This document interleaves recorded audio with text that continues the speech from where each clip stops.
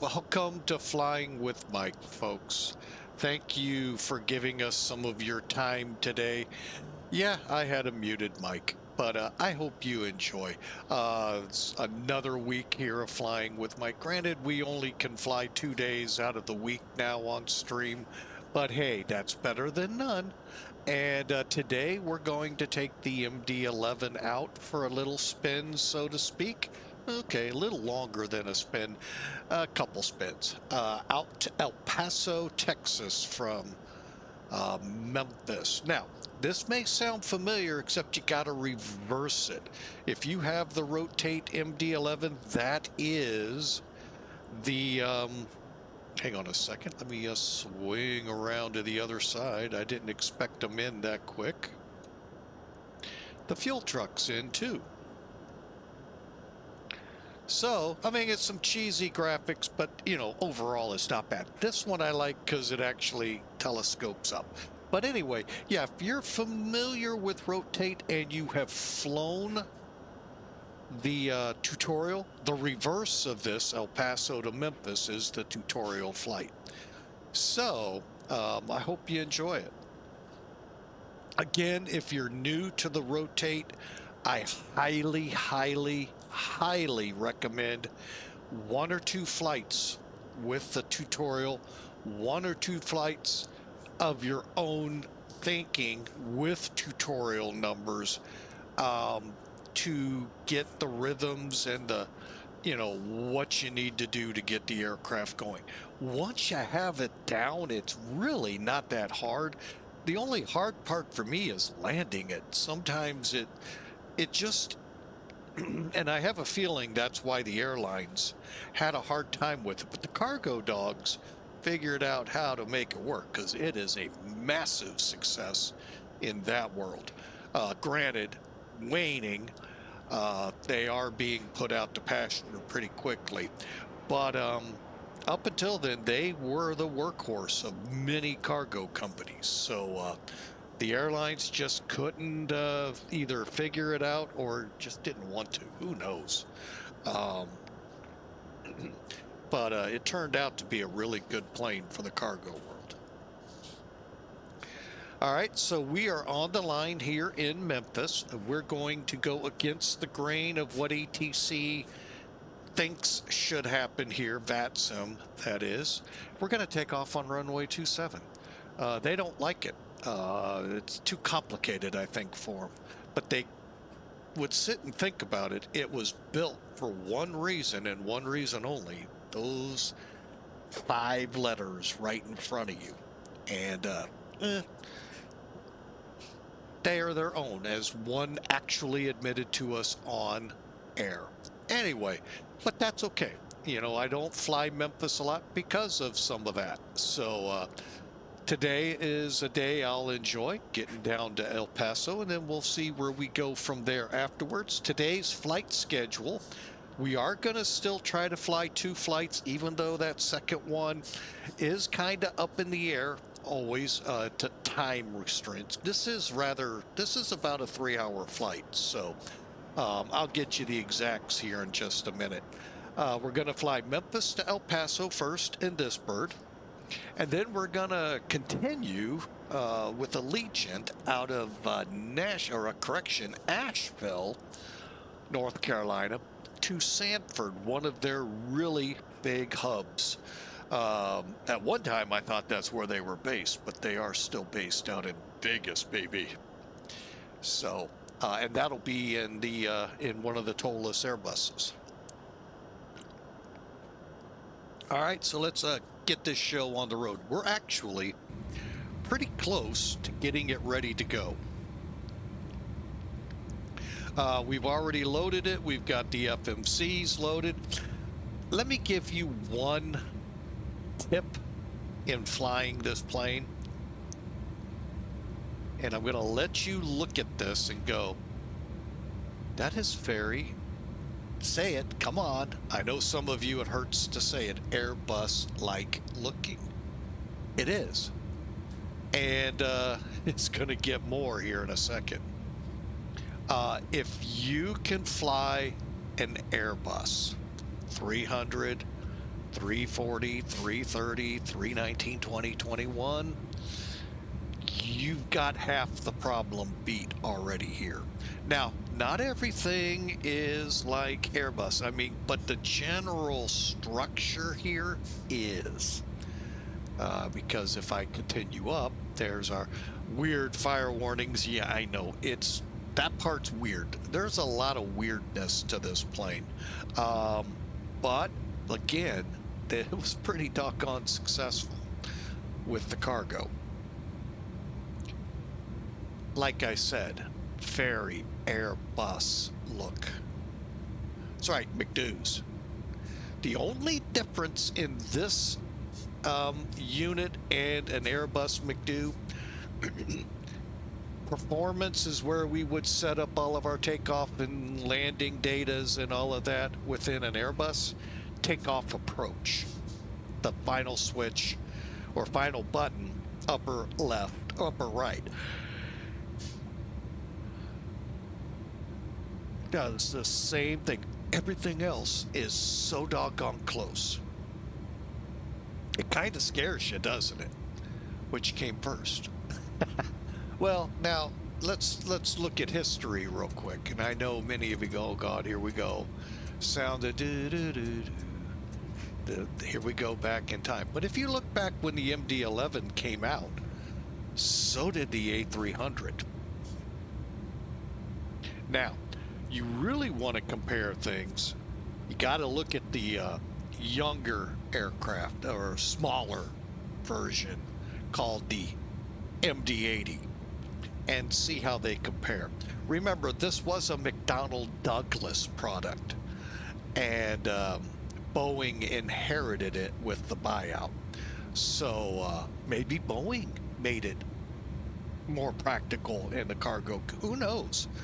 Find that hard, since we're not going to go down the road with Boeing's track record lately.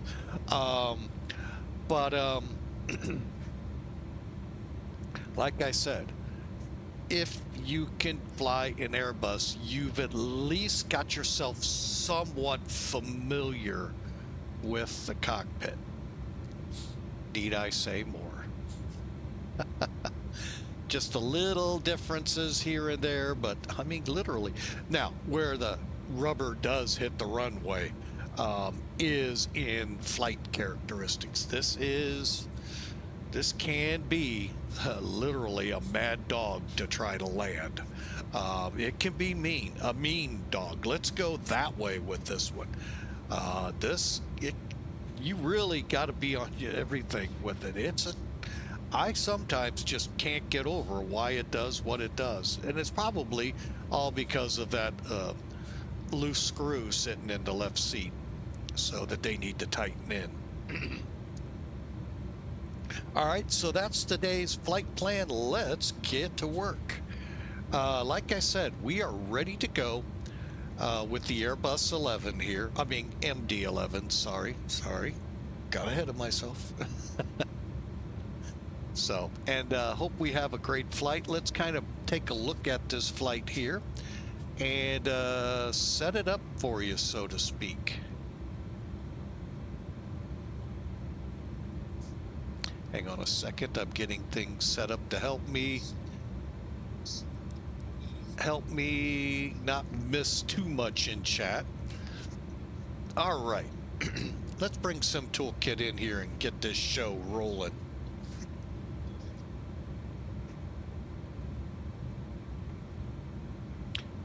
And by the way, we are flying for FedEx Express Virtual. I have been a member, and I think the CEO several flights back pretty well subbed it. Pretty close to when they started. I've been around. They just can't get rid of me. That's probably what he was really wanting to say.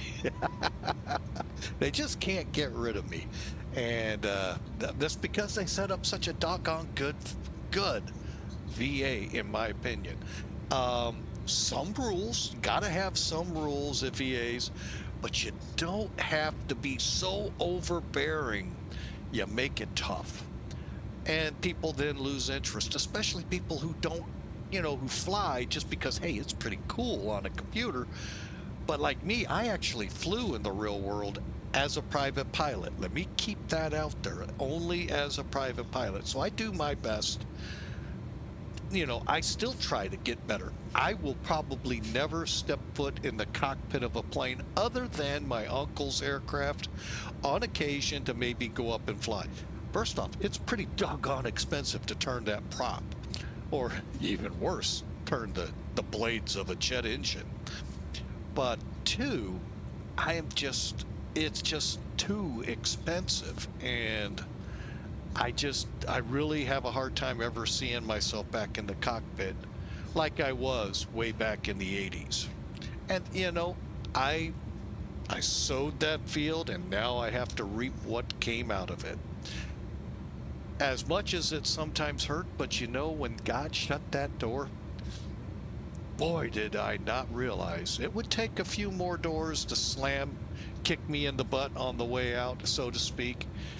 But what a life he put before me, and I can't complain one bit. It is so fantastic what today looks like versus what it looked like when the door slammed me on the butt.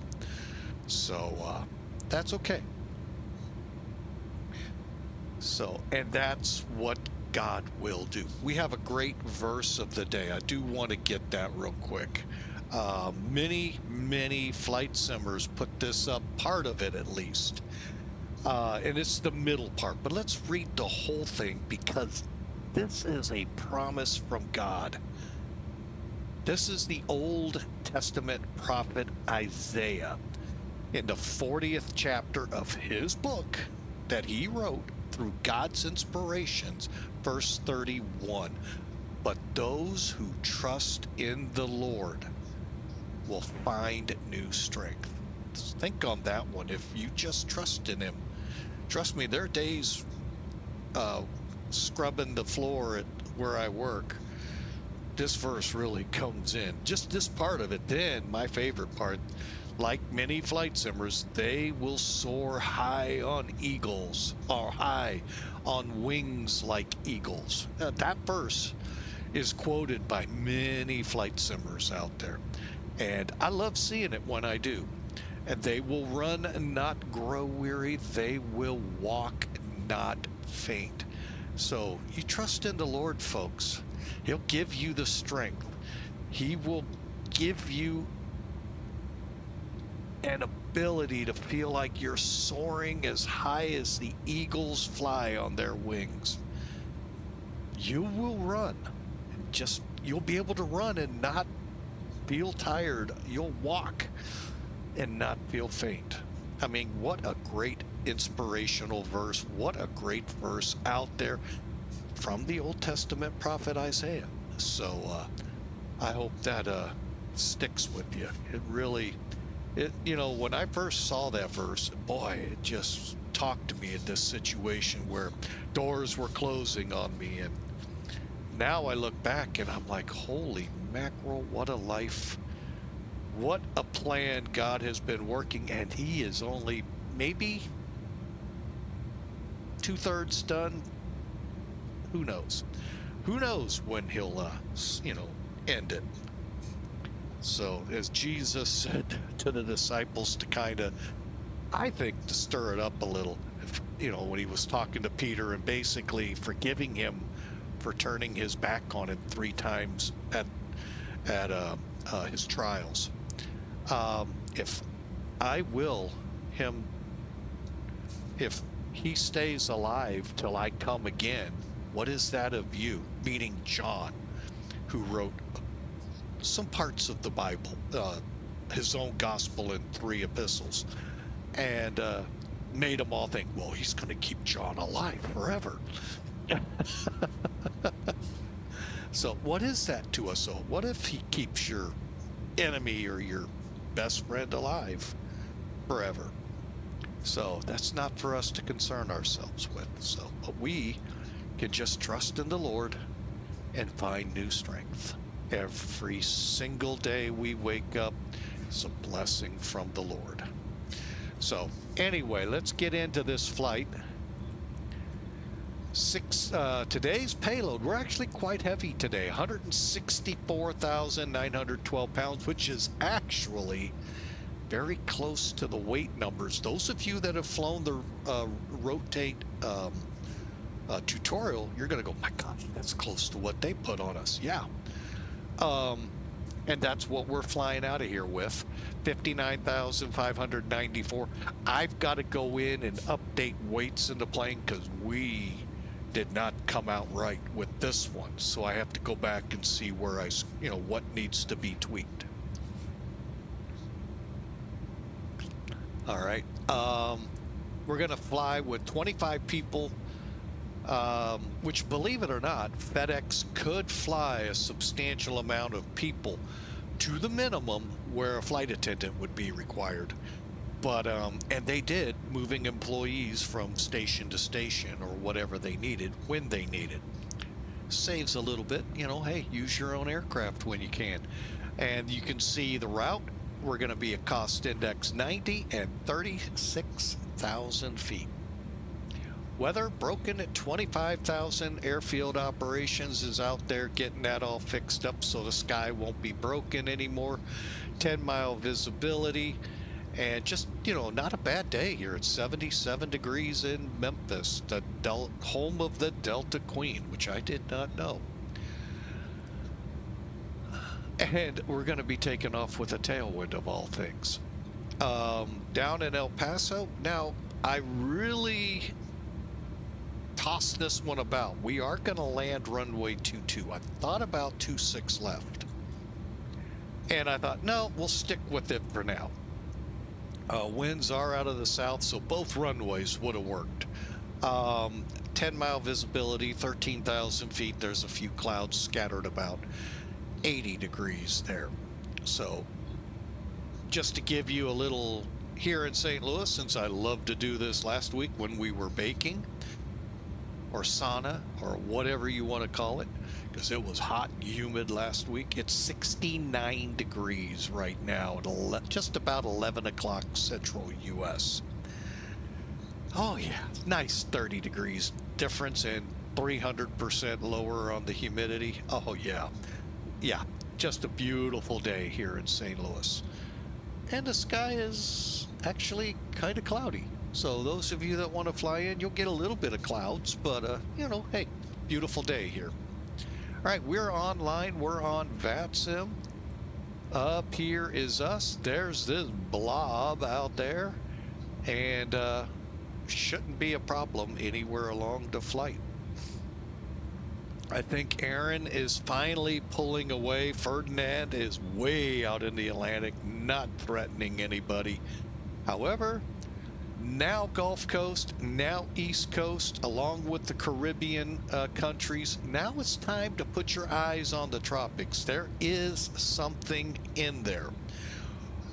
Still low chances of development, but now is the time to start watching. I think I just saw something, and I think I'd have to really fact check it. Katrina was now?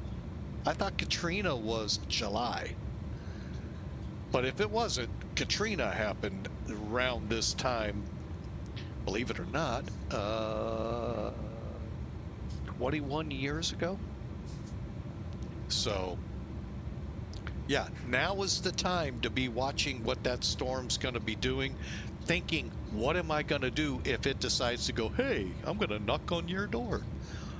Because you ain't going to, well, there's a funny commercial here in our area where it's a cartoon where a tornado is coming in on this house, and the lady opens the door, closes it, doesn't want to deal with a tornado. You can't do that, folks. Think now, what are you going to do in case something bad down on the Gulf Coast, something bad like a tropical storm, hurricane, major hurricane comes knocking, or whatever, earthquakes, tornadoes, wherever you live. So, all right. Let's get to work, shall we? And get out of here. We've wasted enough ground time.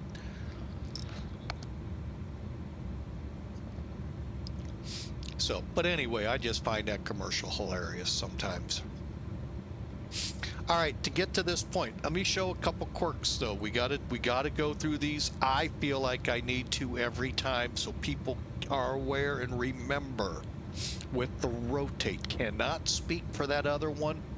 Don't have it, don't want it, don't want that at all, any part of it.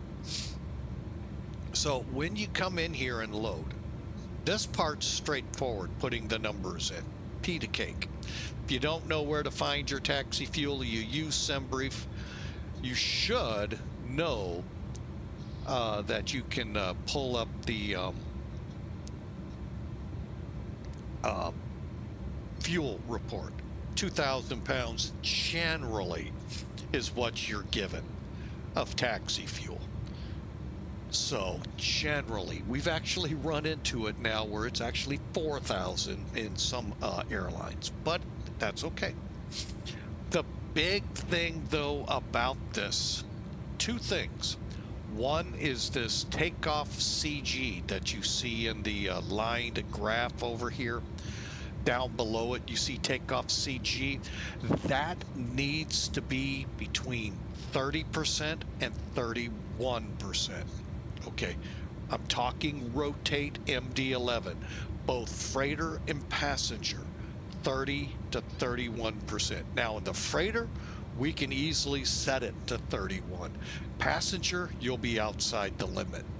That's the passenger already has stuff weighted down in it, so the weight and balance is just a little different in there, and I'm probably going to get by. It's actually more significant than you think. That's fine, but it's because you got those baggage bins, seats, galleys, and all the equipment that comes with a passenger variant that's not needed.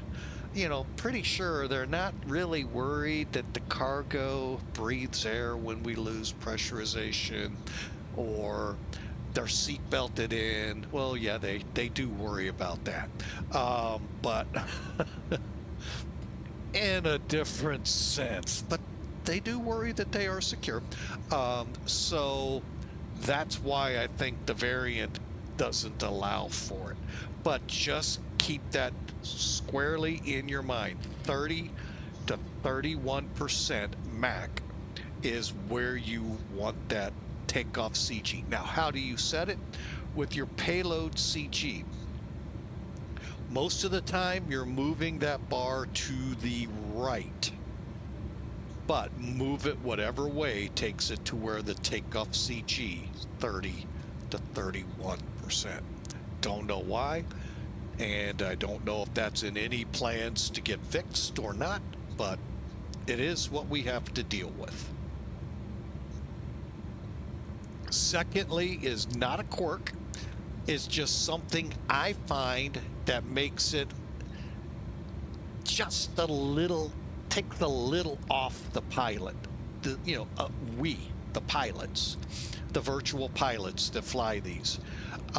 Takes a little off of what we have to do, and that's this apply load configuration to aircraft and FMC. Clicking that just fills the FMC with the required data that you would have had to click line select keys later on, just saving that step and load your aircraft. Okay, so if you're with a VA, some VAs do not allow tankering of fuel, or let me rephrase that, en route tankering, meaning, oh my gosh, I'm running out of fuel, let me shove 10,000 pounds of fuel in. Their ACAR systems will flag it, reject it, kick it, trash it, and you'll have to refly it. This would then have your plane, and that's including on the ground. Some of these VAs you have to be careful with. They may not know that it's doing that, but you can load it, it's loaded, you can fire up your FMS, and you're not doing any of that. So, just two things. Take the big one, the biggest takeaway here is setting this takeoff CG between 30 31% MAC. Do that, you've got half the battles won here. Then just come over here. Well, you come into it, you choose how you want it to be anyway to start. You can see how I'm set up. I don't have qualm at all with you following that. Come to ground ops. What I do is just start with external power, so that'll be online. Chocks will be set. I just have to put stairs, open the cockpit door and the 3 lower cargo doors, and turn the lights on respectively. Now I'm turning them off. All right, and then we'll go ahead, close, close, close.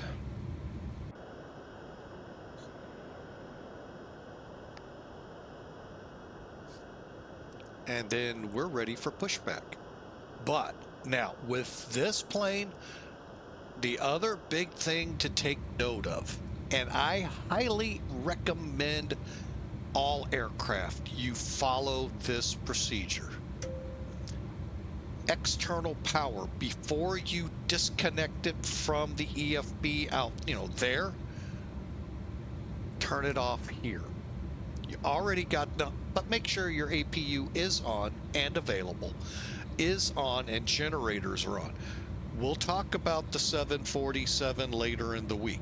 Little differences there, but we'll talk about that. But still, in the end, make sure the APU is on the generators before you disconnect, and disconnect from the airplane first, then the EFB.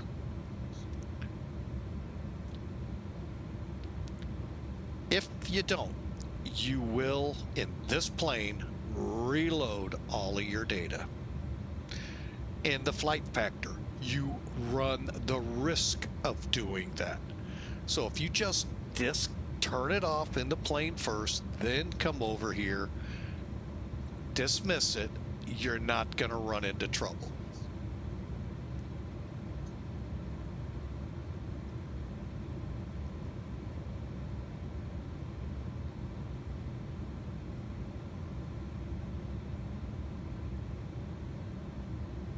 All right, and we're ready to go. And as you can see, now, by clicking load aircraft, all you're going to do is trigger that neat little graphic sequence that you saw there where it stuck 4 cans on the plane.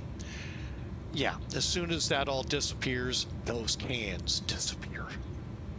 It's cheesy, it's nice, but I prefer what they do with the passenger plane, mainly because they don't have to do that.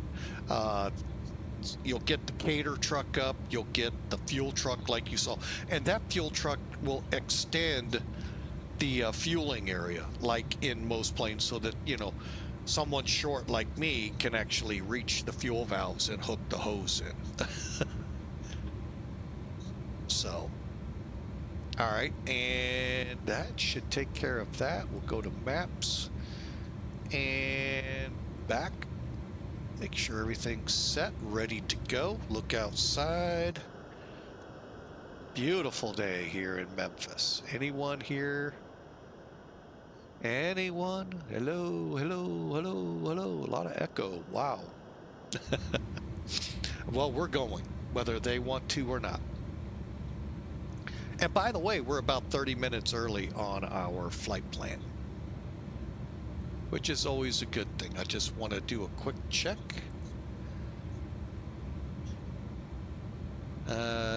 Yeah, I'm really shocked it's not 090, but oh well. That could be something to do with noise abatement, I wonder. Who knows? Because you're shooting off towards the river. Granted, there's a lot between Memphis International and the Mississippi. I delivered a lot in that area, and there's a whole lot of, there's a lot of real estate between there, just like going east. So hard to say, but anyway, the barometric pressure is 14. Okay, 14.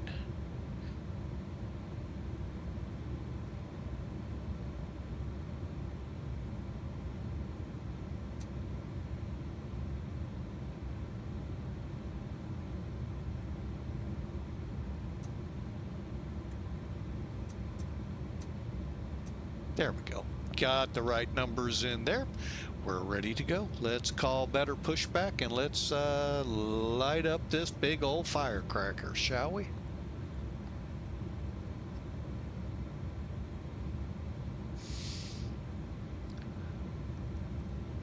Ground to cockpit.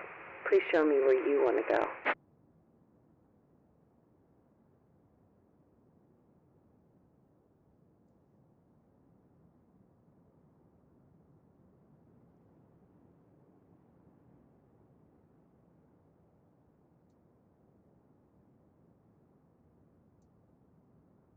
Ground to cockpit. Tow is driving up.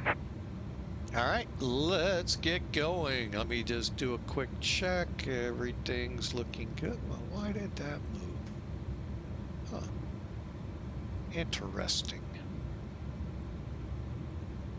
All right. Now, like I said, FedEx Express Virtual, they're a great group. Okay, all doors and hatches are closed. You check them Ready out, to connect. give them a chance. Like I said, I've been with them pretty much since they started. I think I'm like coming up on 8-9 years with them. Just love the atmosphere here. I know the VATSIM that I'm part of has now a FedEx component to it, but I'm not going to go to it. I prefer what we do here, where it's nice, a little bit relaxed, and we have fun on the events. And you're not always, you know, I don't know the words I'm looking for. I just like the environment better. And the ACAR system may not be as sophisticated as VAMSIS, but Pegasus Tow connected and bypass lane inserted. Release parking brake. Job, and it does a phenomenal job. All right, let's get those chocks off, and let's get this bird ready to fly. Fly like an eagle. All right, seatbelts on.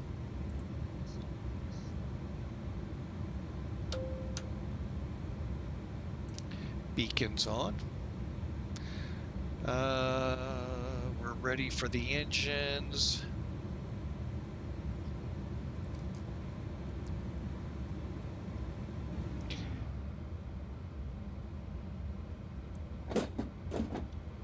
Starting pushback, and you may start engines.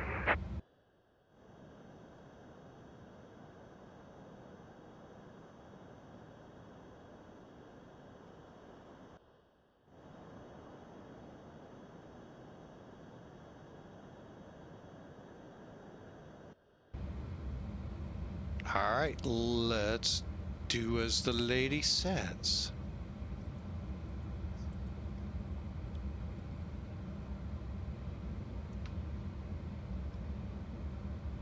All right, basically we're gonna wait till we get to the teal, blue, green line here and then crank on it.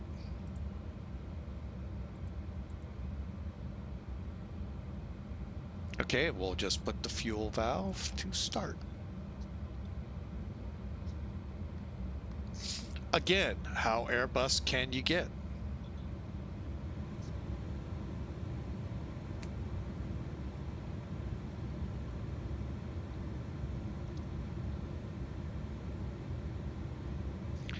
And once, like many heavies, once it gets up to the certain point, the gens automatically connect, and Gen 3 will be supplying electricity and bleed air to the aircraft until the others come on.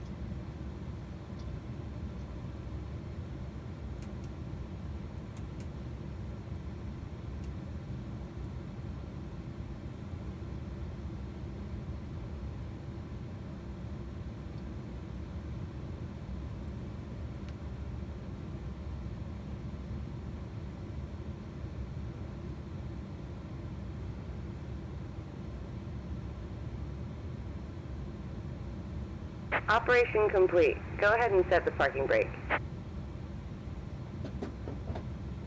Disconnecting tow. Stand by. The only thing I have not figured out is how to actually connect the parking brake with my normal way of doing it. It'll move it, but it won't allow the plane to move or set the brake.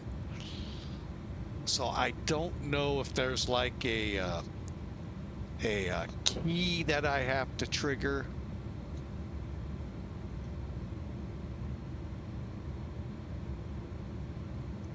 Or what?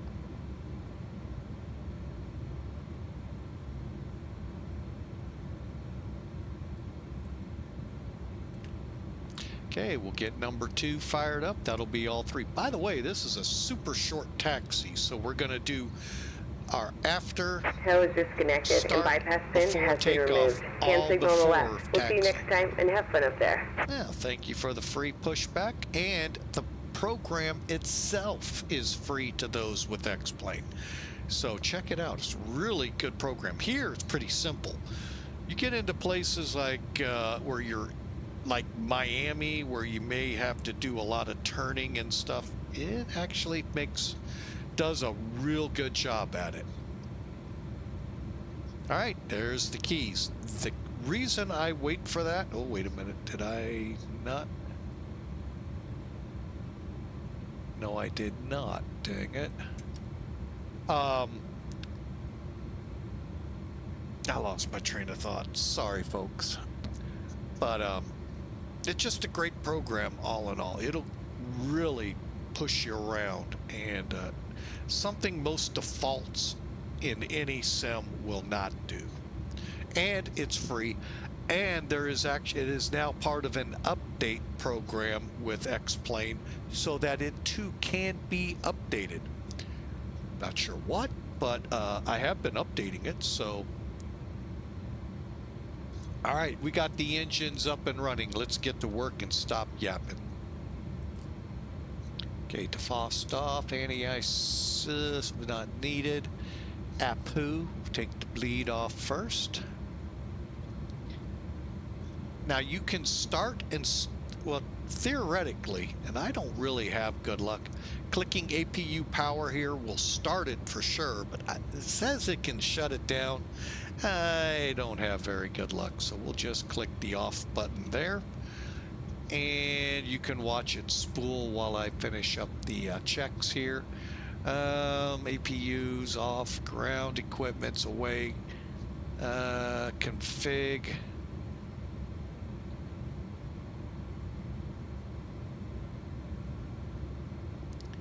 All right, let me check out this. Stabulator needs to be 5.2.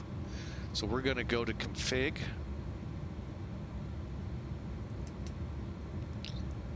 So I lied a little. We're going to set the stab trim to 5.2.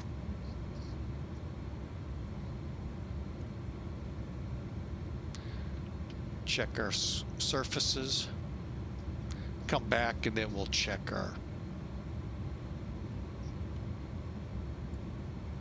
Now, the only thing that does not look like an Airbus in this plane is how you control it. Stand by. I'll bring, actually, can I? Yeah, I've got it up.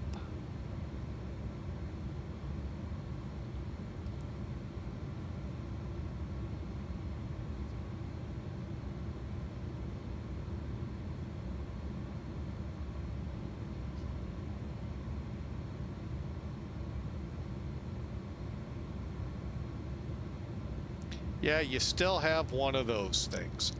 If you didn't see it, it looks like that.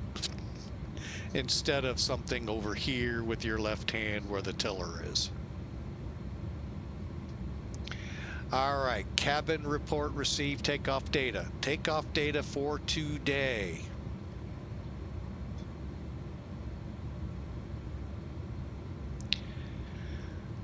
All right, we're going to blast out of here. V1 is 135, 149, 158, all confirmed over here. Now, here's the fun part. We are to set flaps 25 for takeoff. So, let's dial a flap. That's right, 1-800, dial a flap. Well, if you do that, you'll get the right flap settings. If you don't, you will still get the right flight settings. What dial a flap is, and it's right here. That's where I get a huge laugh out of this all the time. Just, to me, it's a kind of a ridiculous name for it. But I guess McDonnell Douglas, in their wisdom, thought it best, instead of having individual settings here, just go from 0, which is slats out, to wherever you set the dial here.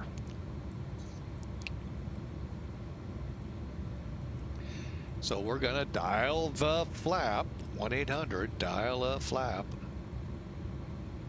all the way to 25.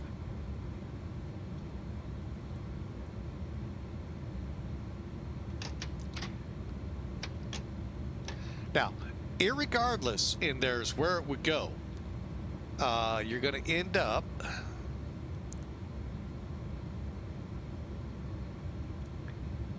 well, we're at 24, close enough. Meant to go to 25. Guess I should have just bottomed it. But anyway, so now we're set to 25. Just a funny, to me, a funny system. Let's take a look at miscellaneous, see what the heck they're talking about. Oh, okay, that's because the parking brake's on. Actually, let's go ahead and go to engine. Okay, EPU's off. We're 5.2 on trim. Everything looks good. Finalized auto brake. Takeoff to the Great Wide North. Oh wait, we're going south. Never mind. Takeoff data one more time. Confirmed. Again, 135. 149, 158. All right. And let's get our taxi logo lights on.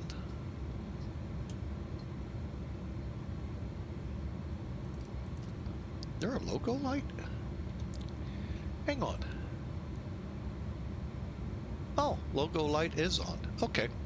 It just said that on there. Taxi, I didn't even notice that before. Taxi, make sure the logo light is set. The logo light's set all the time, unless we're without power. All right, before takeoff, told you we're going to do it all. Takeoff data checked. Check, check, check. Auto flight and EAD will be confirmed. Nothing in it. And air cabin ready and radar transponder. Here we go. I will go ahead so she won't yell at me. And off with the brakes. And you know what? Let's get on common traffic. Yeah, Memphis common traffic, FedEx 811 heavy, taxi to runway 24 or 27.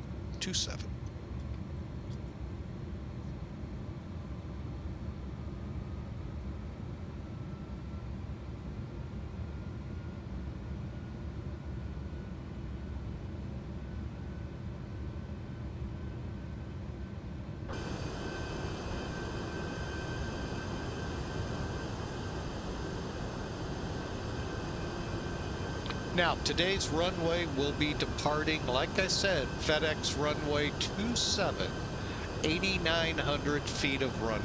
Plenty for our run. Matter of fact, for just about any aircraft in their fleet, plenty for their runs. Even to Stansted, Anchorage, Honolulu. You know, they just may not derate takeoff too. They might just go take off, you know, full power. So, but yeah. Or they'll go to the 3.6 center most likely if they have a performance issue. But we are only going today about 2 hours. I was way off. So we got about a 2-hour flight once wheels are up. So.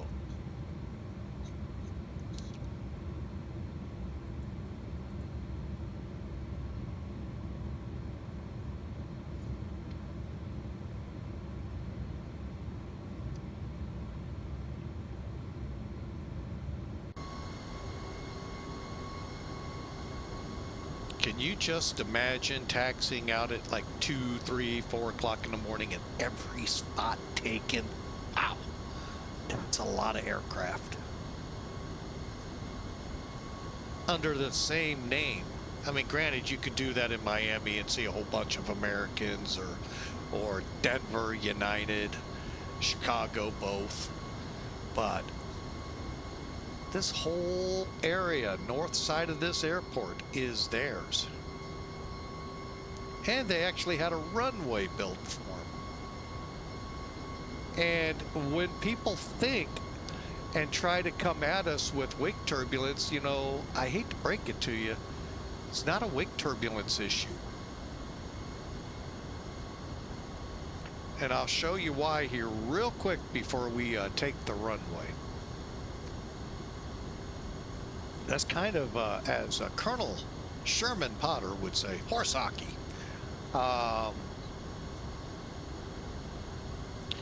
When you take off on this runway, let me get lined up here so we can do our final checks, and then we'll be ready to go. Give me 1 second in case people are watching.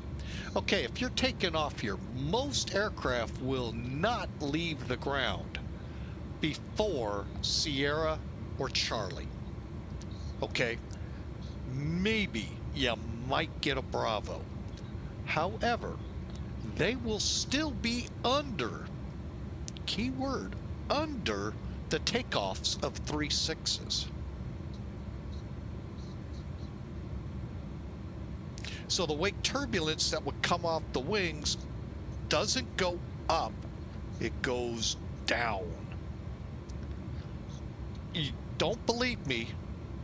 Why don't you just look at the United States Air Force back in the 60s when they would do their MIDOs with the B-52s? They took off. The first one would try to take as much of the runway as possible, get airborne. The next one, get airborne before. That's what I was taught as a private pilot. If something big takes off in front of you, don't take off after it. I mean, you know, after their point they left the runway. You want to be off way before, so you're above all of that turbulence. And that's what they did in the Air Force. And to help it, they would turn like 10, 20 degrees opposite and then form back up eventually. Yeah, you're not going to affect aircraft on this runway. That again is what the airport designers came up with. So for them to limit the use of this runway puts a burden really that you're going to be delayed, and they don't care. That and a 3-minute delay is a little long.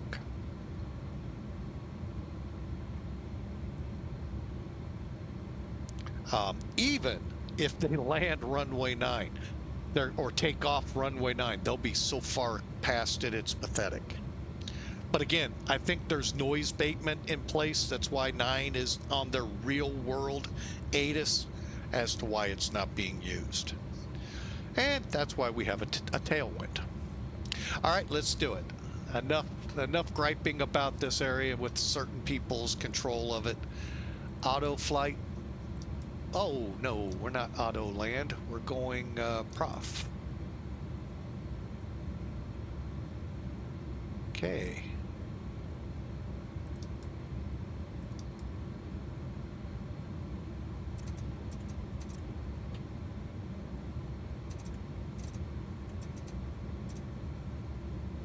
And that is a 273. All right, here we go. And Memphis traffic, FedEx 811 Heavy, departing runway 27. Watch out for my wake turbulence. Sorry, had to do it. All right, let's get all the lights on.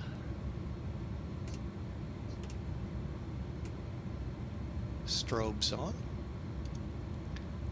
Radar on.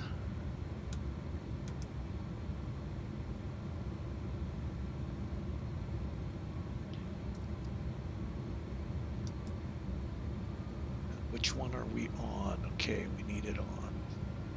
that one.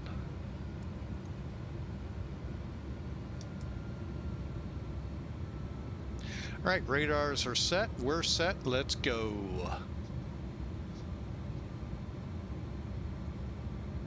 And I'll show that again in flight because I just realized I forgot to hit charts.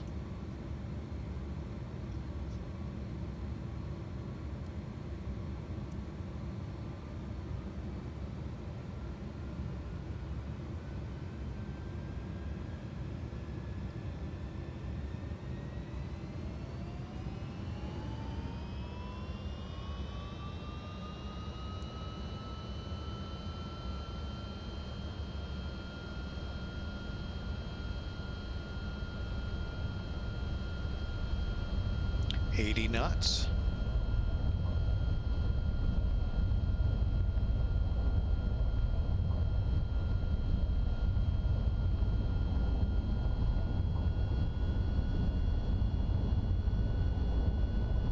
Well, we just passed 36 Charlie, or center. Rotate.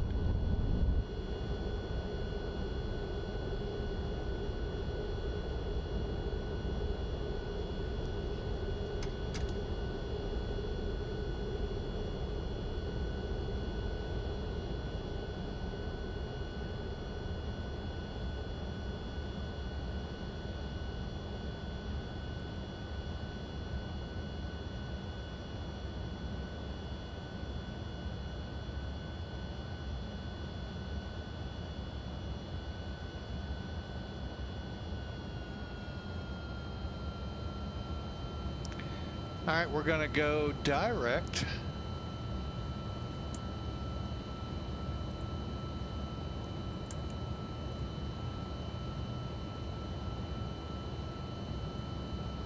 That does not look right.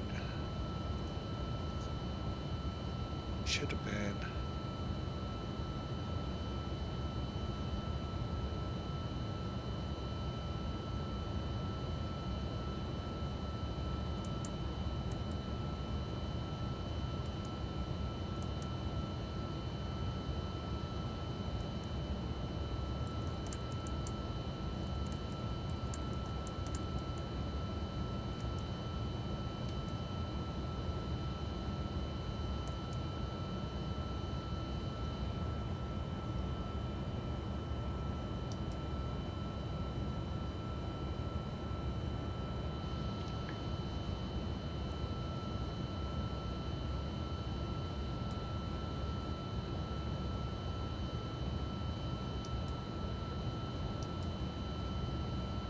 Uh-oh. Why aren't we turning? That's weird. Took like 3 or 4 hits of that. I don't get it.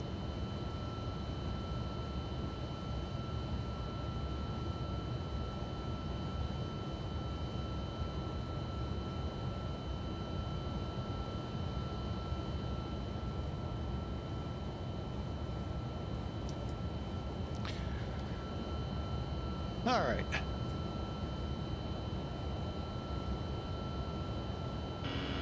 Stabilizer motion.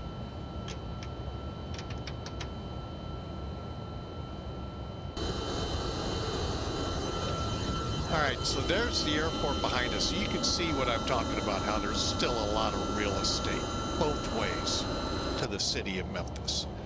All right, so who knows why runway 9 would not be preferred today, especially with a 080 wind at 8 now. I mean, that's starting to push where aircraft, you know, would do what they do. All right, and let's go ahead, put the rest of the flaps in.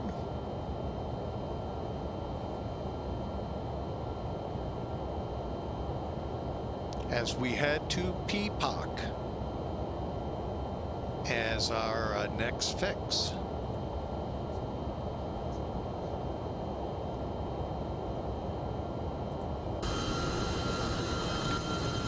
And that island that you see out in here off to the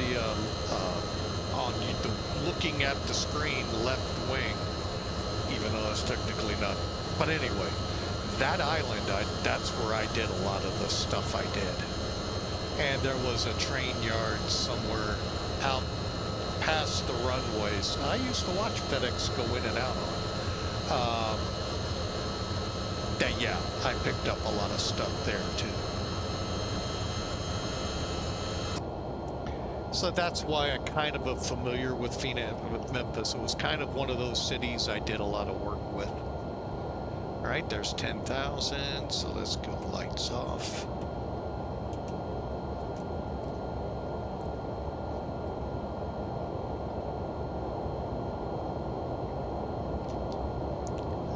So, anyway, showing what I said earlier.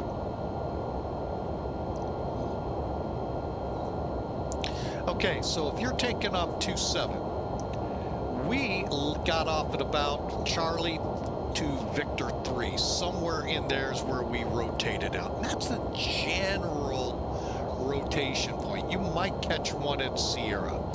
You're still way under 3-6 center. If anything, no, they're still not even going to be affected by them because they're going to actually worry about it more off of 3-6 left. All right, so that's the problem. Their interpretation of wake turbulence is false, and that is why FedEx built the runway the way they did. Even landing on 9, you're not going to have troubles. 9 departures, you will not encounter wake turbulence. So don't let them tell you that. Request, if it's on the real world ATIS, they should have to follow it like we have to follow for them real world charts. So anyway, just wanted to show you that. Most of the aircraft will be airborne by Sierra and Charlie. If you're really super loaded down, you might run it out to the end of Victor 3. Who knows? But you're still gonna miss the runways.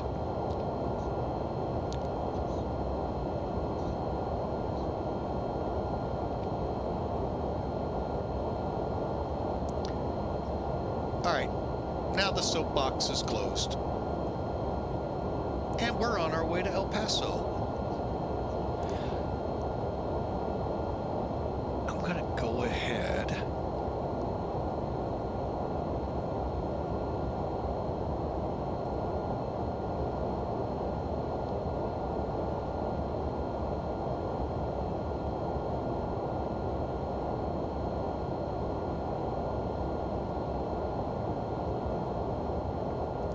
See if we catch any of those storms on our radar. I'll tell you, that flight from Richmond into Memphis several months ago was the night of pretty severe weather all over the place. I think it was the same night that literally, and none of us in town here really knew, we had the sirens blaring, but a tornado had touched down. I'm going to say within a mile within a mile of our house. And it went from the middle school, kind of up and down, up and down, up and down, and did some damage at a local trucking company up towards the airport, crossed over, did a lot of damage to a farm, a lot of, head of cattle had to be put down after. It was bad what happened up there.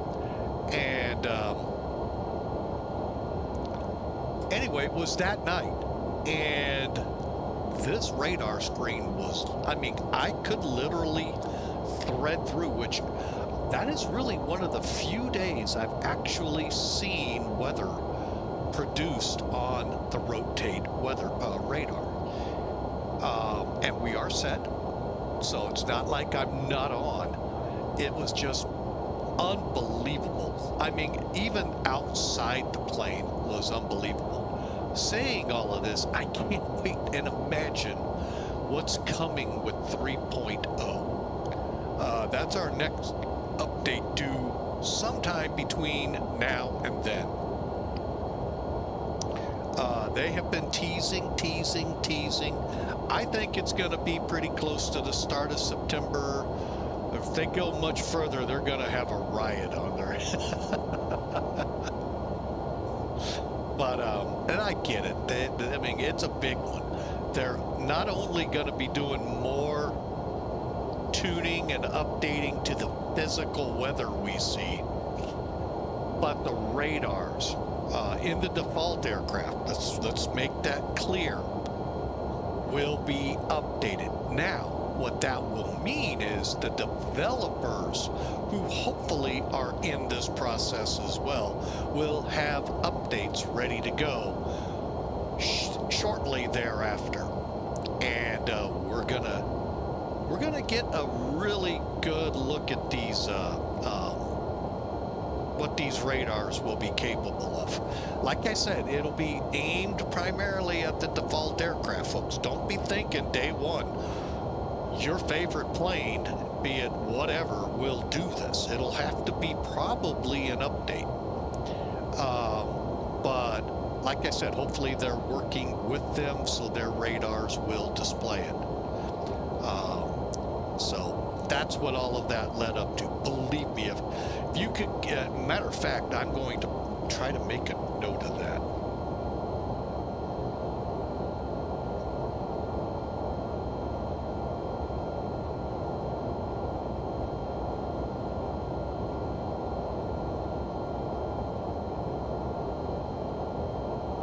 I'm going to try to put that video as, you know, what you can click on after, so you can see what they did after on the YouTube. Basically, you have to go through it the last 30 seconds, I think it is, 45, 30 seconds. You can have it not preview, but have you able to click on different videos. I may put that one out there. Like I said, it was unbelievable. And rotate, like I said, is not one that's prone, in my opinion. Again, I just may not fly where it's always stormy and see it, where I see a lot of weather on the radar. So, really a fascinating run. All right, well, we're finally on course. We are coming up to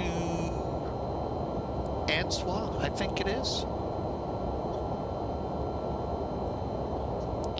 ANSWA it is. Who's in front of us?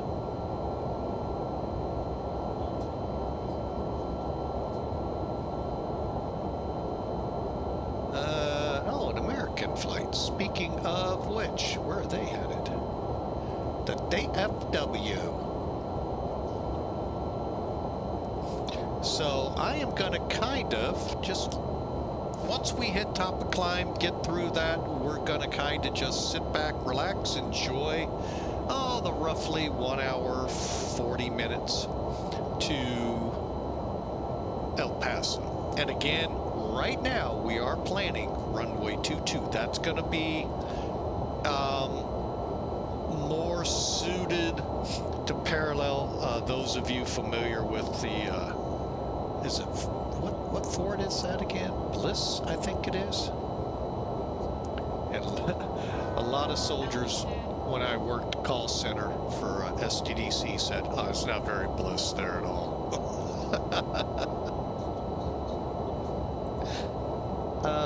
Biggs, Army Airfield or Fort Bliss. I don't know if they're two separate entities or what. But, anyway, all right, seatbelts off. They can start walking about back there, those 25 peeps. Not like they're, oops, wrong switch. And not like they're going to be able to go far. And we got about 2 hours, like I said, to good old Fort Bliss.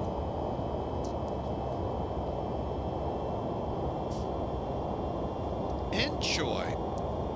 And today I'm going to do something a little different. We're not going to put any music on. We're just going to leave. I hope you're hearing the aircraft noise pretty good. We're just going to leave that in the setting that it is.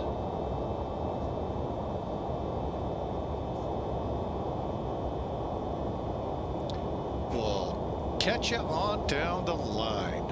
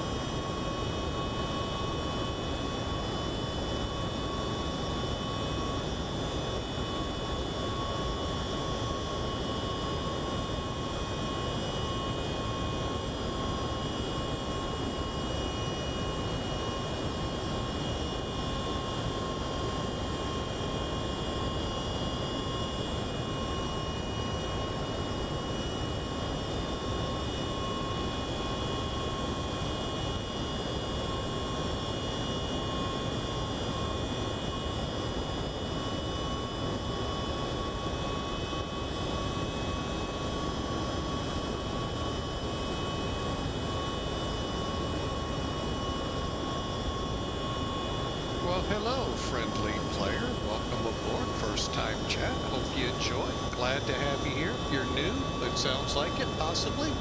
Love for you to smash that follow button, but welcome aboard Flying with Mike. Little FedEx action to El Paso, Texas.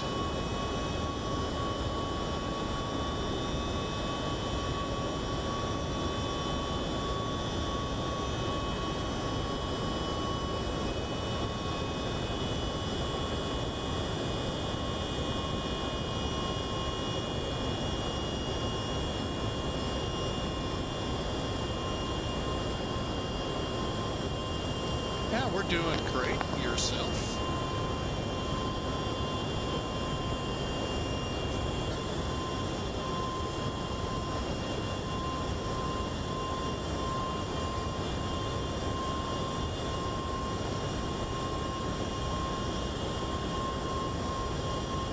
Good deal, good deal. Welcome aboard on this Monday.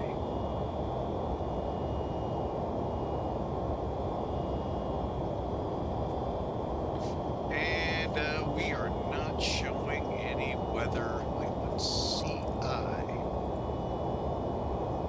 G/INAV. I've never seen that before. I wonder what that means.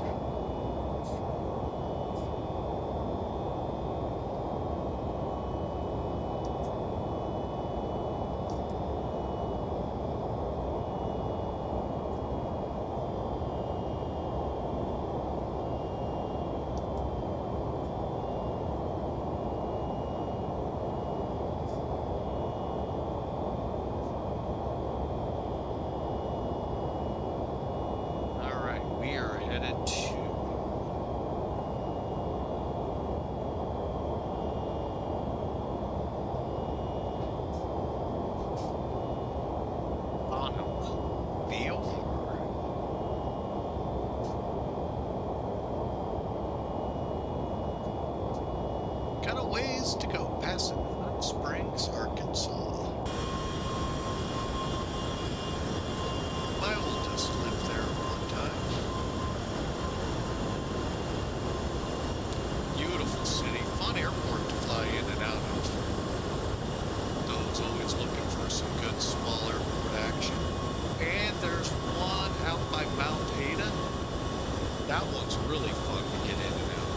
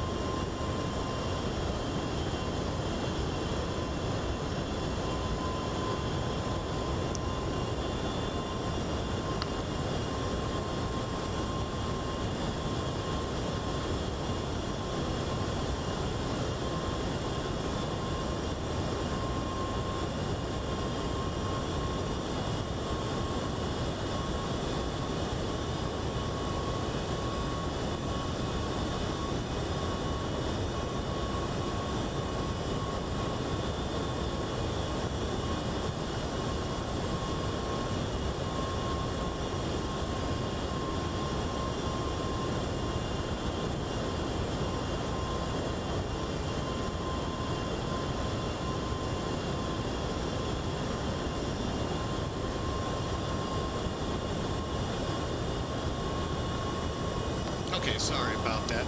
Got a text message. You can barely hear me, huh? Oh, probably because of the aircraft noise. Everyone complains they can't hear the airplane. But yeah.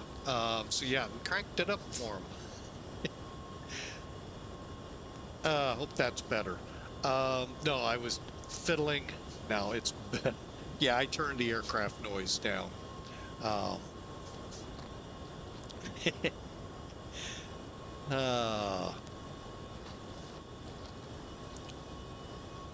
gonna tell you, going from Memphis maybe to Kansas City could be fun. Tulsa or Oklahoma City, you could have some fun weather. We should be near the Mount Ida Airport. Where is it? It's not a big airport. That's why general aviation buffs would love it.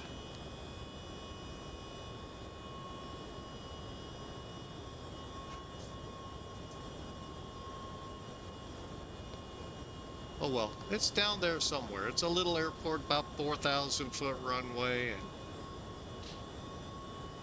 the MD-11's actually a pretty good aircraft to fly. Where my troubles comes in with many airplanes, it's the landing. But overall, if you keep in mind, this is a lot like an Airbus. And I know how much that irks a couple people I know and many more probably out there. You find this aircraft to get a little more manageable. Let me show it off again. If you look here, it's kind of structured a lot like Airbus. Now the left and the right sides of the overhead aren't so much the same, but that middle is. And it extends all the way up. But where the most notable part is, yeah, I know, and I don't know how to fix that. Is these, I'll call it McDo. They look just like a McDo. Minus, instead of doing your takeoff and landing performance information on the perf page, you have a takeoff approach button. This might be the only McDonnell Douglas similarity to the Mad Dogs 82s, 80s out there. That's in it. The rest of it is pretty much a lot like Airbus. And if you all remember, the Airbus 300 was coming out at the same time this airplane was. So there are a lot of similarities.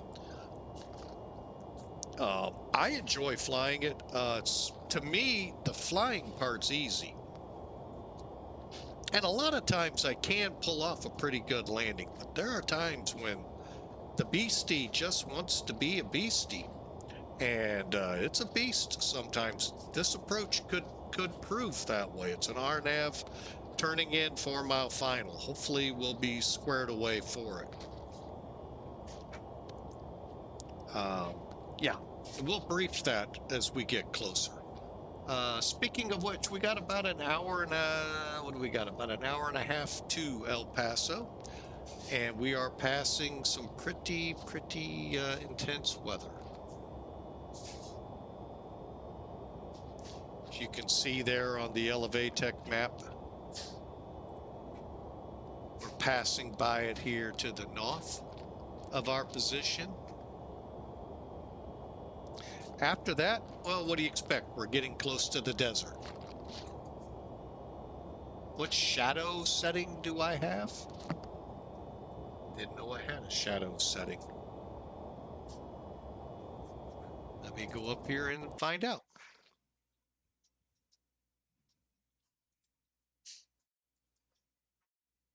Oh, I'm down around low.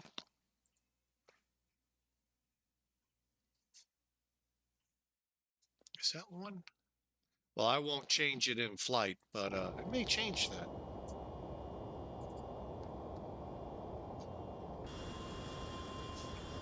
I'm going to tell you right now, friendly player, I didn't know about that setting. But I've got it set around low.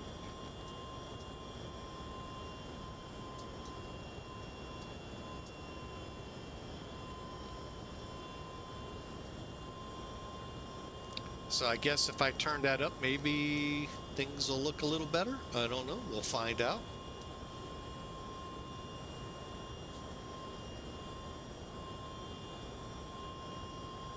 Oh, no.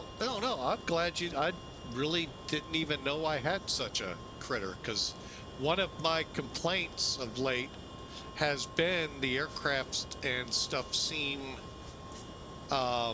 more whitewashed. I know a couple airports that are really whitewashed, but that's probably a developer issue. But I'll have to try that out, see what I can do with that. Huh. I don't know if that'll affect frame rates or not.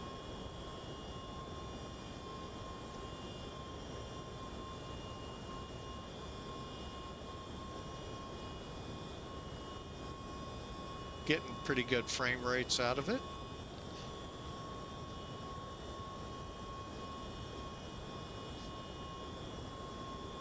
Oh my gosh. That's a long time since I've seen that little airport called Paris. Wow. Did a lot of deliveries with one company there. Wow. I do have the 767 from Flight Factor, not the 757.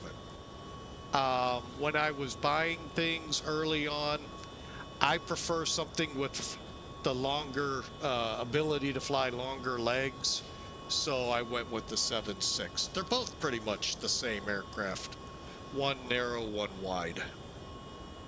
So yeah, I have the 7.6.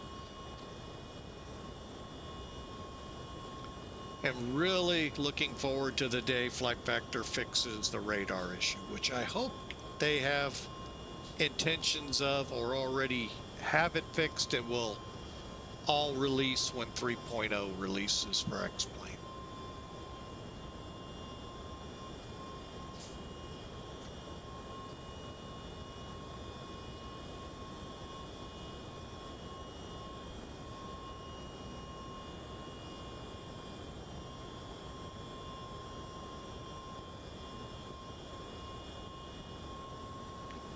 Both are really good aircraft.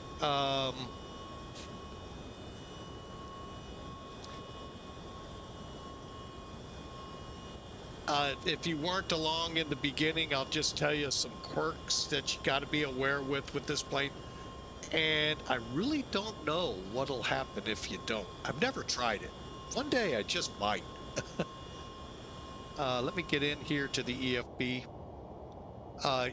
When you come in, you've got your choice of how to load it, weight and balance.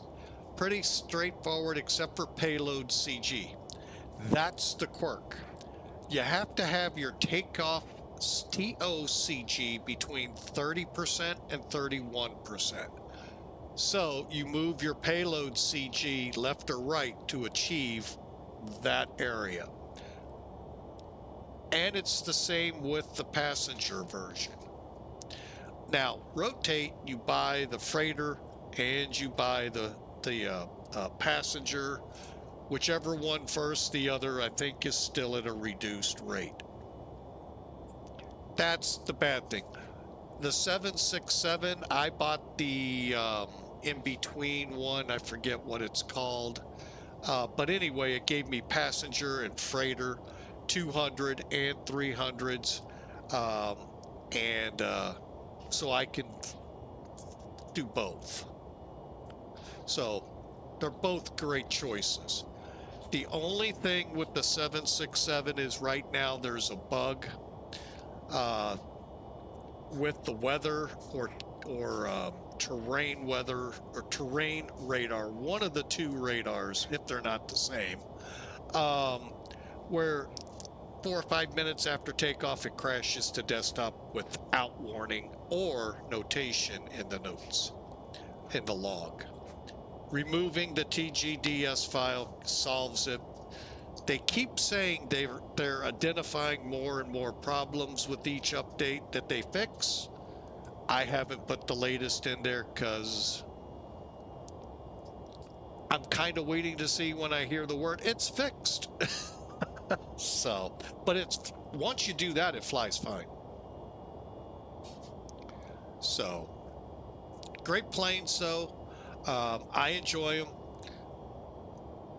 Each with their own little, little things, but I like them both. And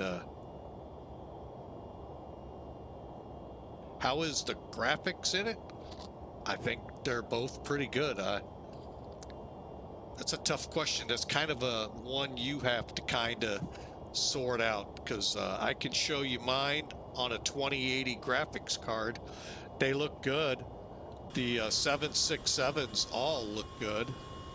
Got a couple of videos out on YouTube, mainly the freighters, but I do dabble with the passenger side of the house with the 767. So, but yeah, they're a good aircraft. like I said, I enjoy them all.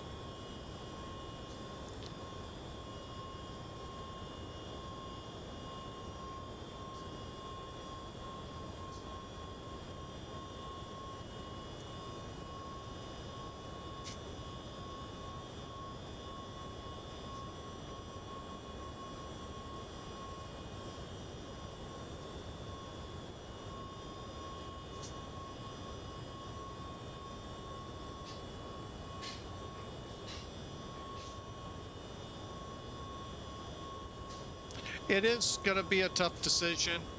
Um, like I said, early on, when I flew with the FSX before the year 2020, I had the LDS 767. I'll be back.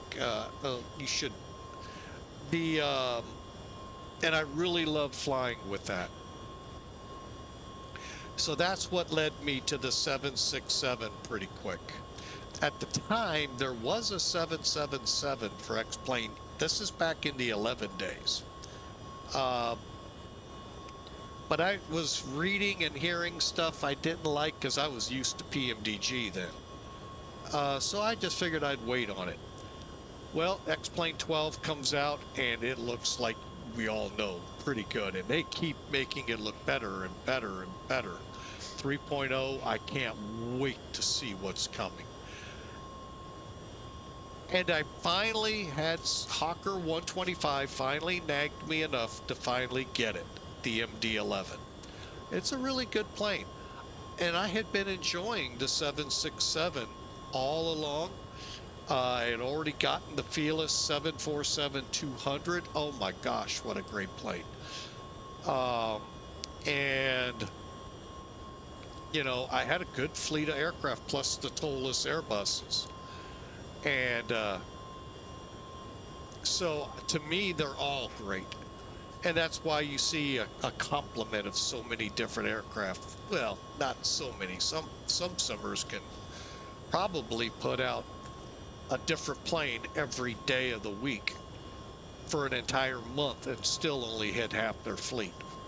I don't go out and buy aircraft until I'm pretty certain I'm gonna fly it quite a bit. There's a couple more out there that fit that bill. I just haven't pulled the trigger. So partly because of personal issues in the house, where sometimes the money made off the stream now has to go to helping the house. So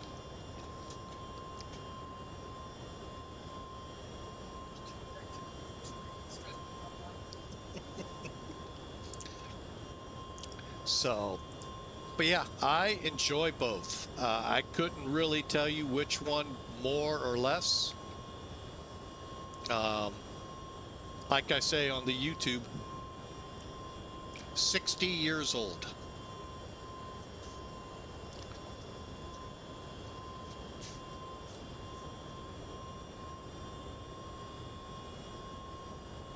So you got it, 6-0.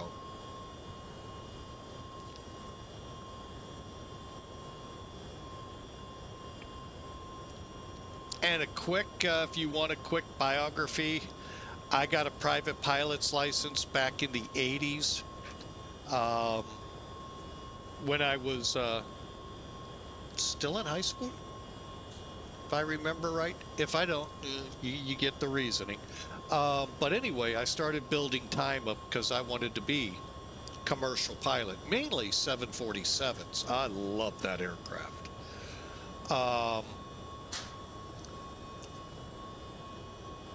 But life in general and a check ride. Oh, you hate them? Well, you know, I don't know if you're really a friendly player after. Nah, hey, 747's not for everybody. Plus the fact they, like the MD-11s, they're slowly going out of the limelight, if you will.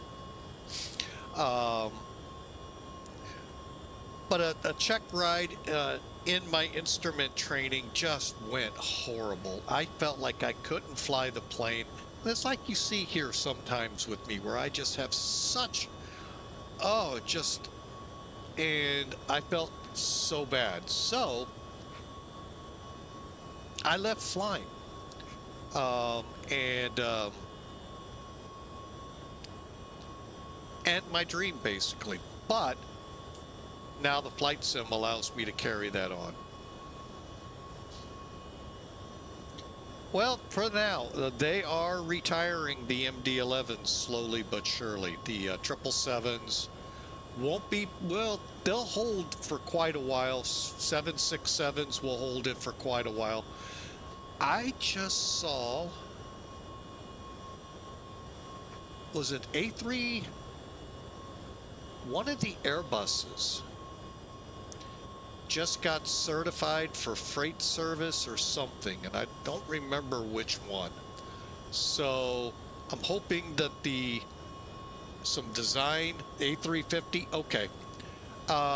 Some of the 787 hopefuls things won't make it tougher to do or not turn it into a cargo plane eventually.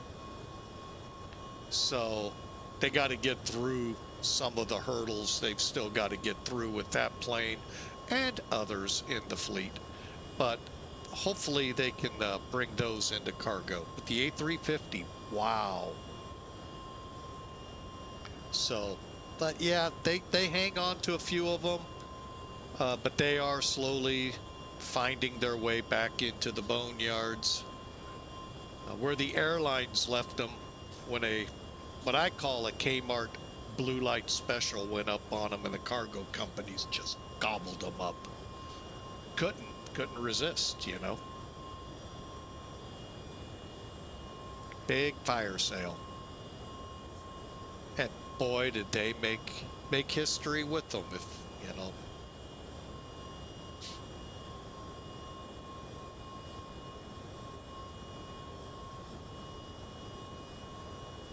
And I'll even tell you this.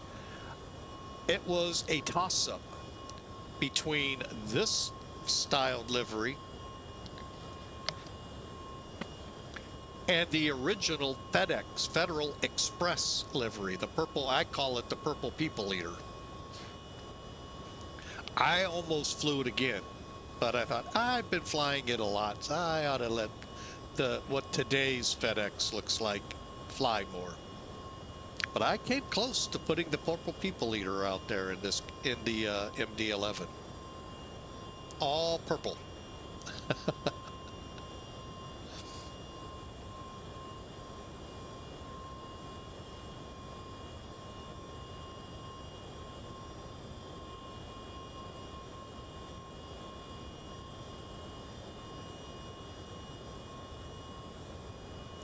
The next orc sale?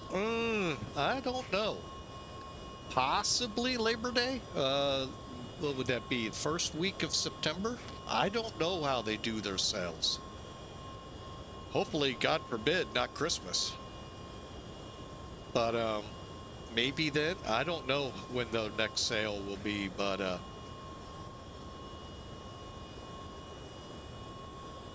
I got my eye on a couple of other aircraft. I'm just deciding if in our household, if we can afford me buying stuff like that. The 767 comes in several versions. Let me get over to the store. Hang on. I'll tell you which one I have. That one didn't help. What did I go? Oh, I know why I have that one. Haha. My hope and dream for next year to go to the Expo in Minneapolis.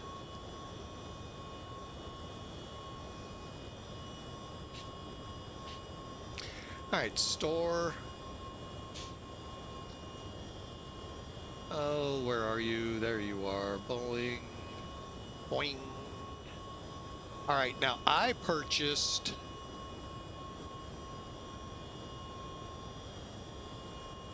it's kind of what I call the in-between. And they're not making it easy for me to find it. Really? I got to go to my account.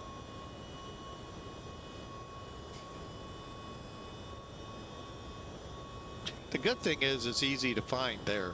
It's like my first or second purchase.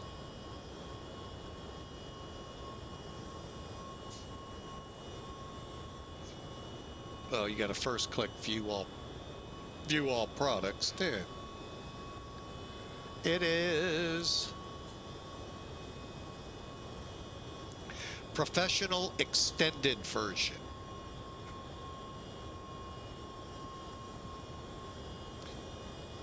I accidentally just clicked out of there.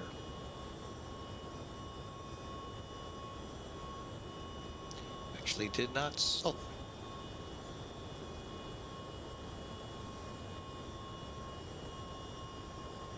And that one's 99 US dollars. I don't know what the 145 Global Plus gives. So. Ah, okay.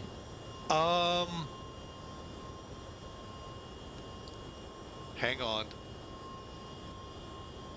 That's what the difference was. Okay.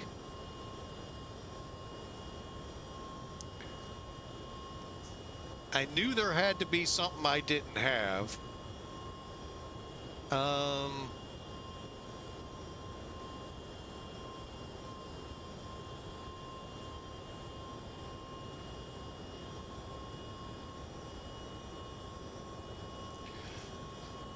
Oh, let me check. I thought with one of the latest updates here, we were supposedly handed new avionics.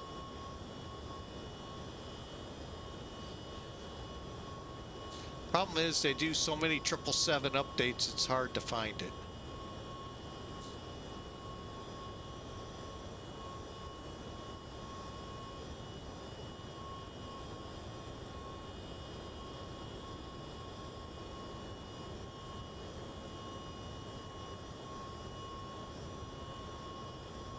Yeah, I'll have to take a look and report back later on that.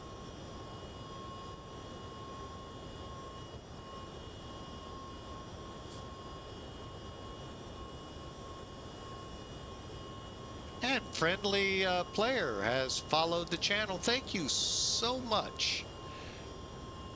Welcome aboard, and look forward to seeing you on potentially other flights.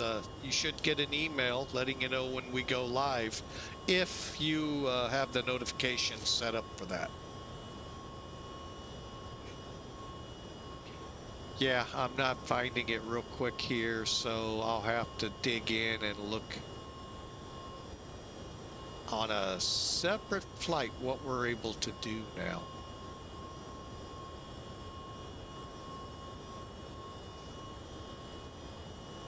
But I thought we had some kind of an upgrade to the avionics, because I actually like the older style, but I get it, many people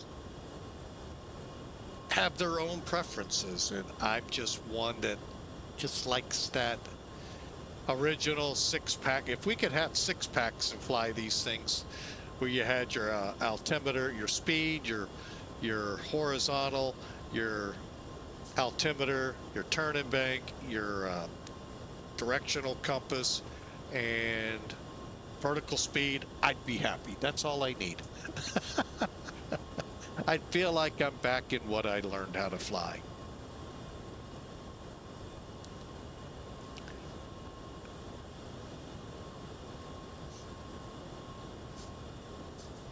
Oh, I'm sure it will. But yeah. But I'm pretty sure there is some, I'll have to, man, I can't speak to that. I don't want to if I'm not certain.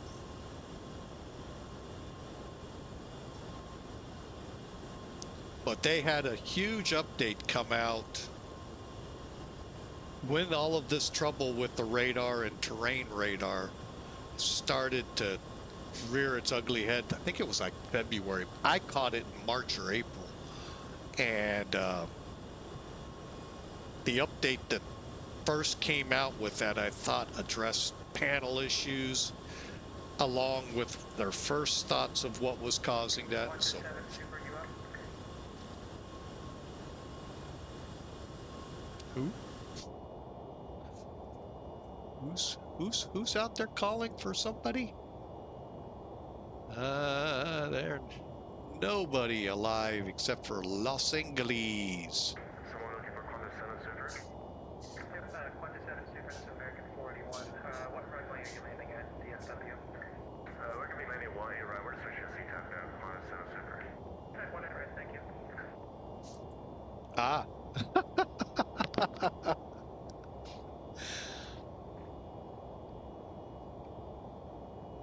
That's actually, I like how they handled that. That was really good. Yeah, I know. I got an altitude error. I think I did it wrong in pre-flight. All right, real quick. Actually, let me click that off too. The flight we're on, for those who aren't familiar with Memphis to El Paso, well, if you flip it, El Paso to Memphis, that is the tutorial flight that comes with the rotate aircraft. And I highly recommend new people to the aircraft fly that tutorial once or twice. Then fly it again with your own numbers.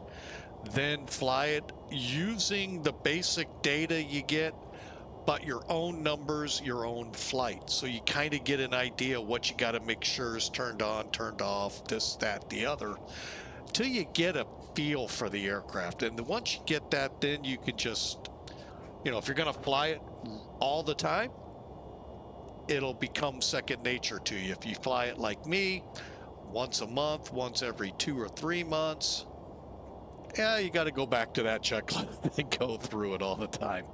So, but it's not hard. It's an easy plane. Just has those quirks that we've mentioned, and you'll enjoy the plane. The 767 has a couple quirks. We'll put it in the air here in the next week or two.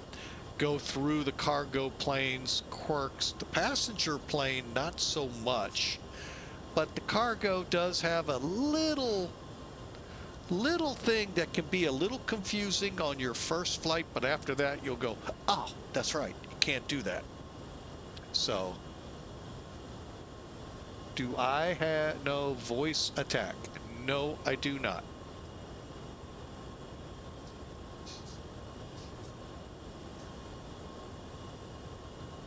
Oh, what a haze layer we just got.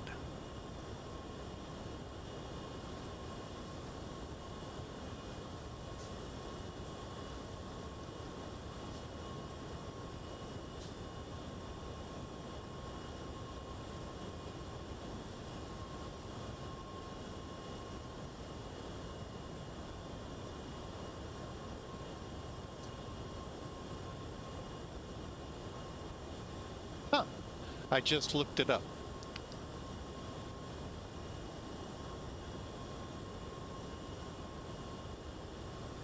A free co-pilot?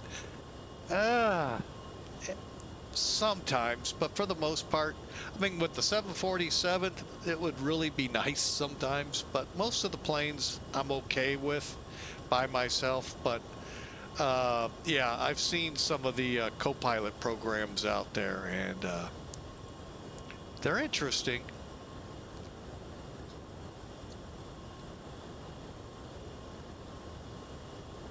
But nah, I can handle. The 747 does get sometimes pretty intense because you're doing the part of 3 people in a cockpit as only one person. So it does get a little intense in takeoff and landing, but little forethought gets things set up ahead of time.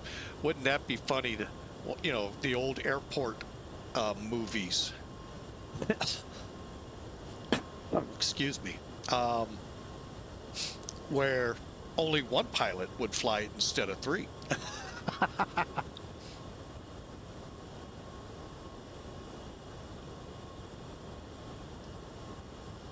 Yeah, I get that. That'd be cool. But yeah, I kind of like doing it. I mean, that's kind of what I do now, and pushing a key and the gear goes down. So, but yeah, if I didn't have that on this joystick, boy, whew, it'd really be hard.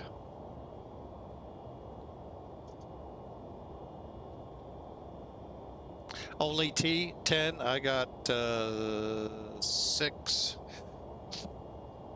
I've got about that already on my SATEC sticks. But I do appreciate, yeah, I looked it up and saw that it's Logitech now is what SATEC was, and I think they're good. There's some things I wished I'd have done with my computer to be able to make some things work, but you live and learn.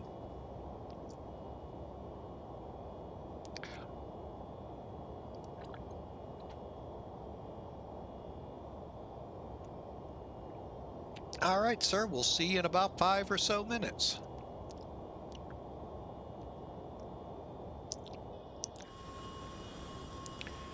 Boy, that's a nice set of thunderstorms down there. Problem is, I don't see any. Matter of fact, the ones to our north kind of just disappeared. But they're still there. Like I said, when it comes to weather, I don't know how far back weather or flight simulation pulls weather data. If it's right now or an hour, 2 hour, 3 hours ago, I don't know. And it is kind of fun sometimes. So, boy, when it's on, like I said, that Richmond flight when I flew from Richmond to Memphis in this bird, wow, that weather radar was lit up, and it's the first time I've ever seen it lit up and rotate. And oh, that was fun. All right, we have 50, call it 1 hour to the El Paso area, Fort Bliss, is it Fort Brigg? Hang on. That don't sound right. It just don't sound right. Briggs Army Air Base. I think Fort Bliss is, you know what, time for Mr. Google to answer the question.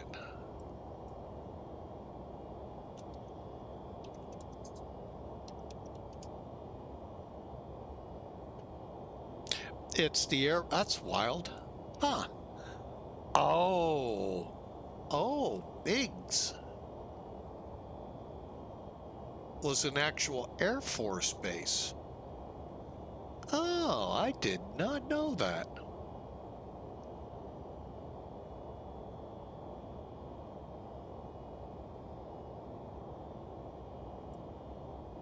So, huh. Wow. It's that close?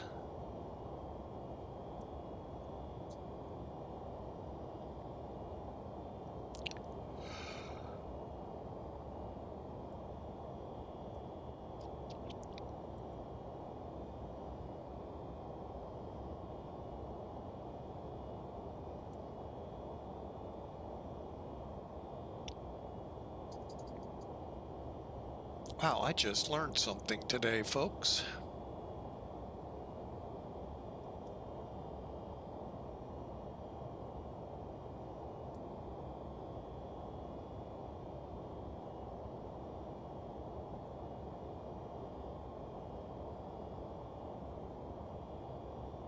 Why they never connected the two together.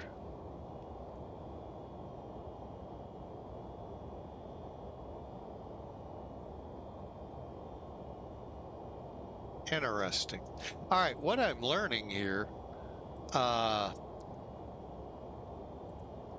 And I did not know this. Welcome to Flight Sim being a little bit of a school for me as well. Let me bring this in.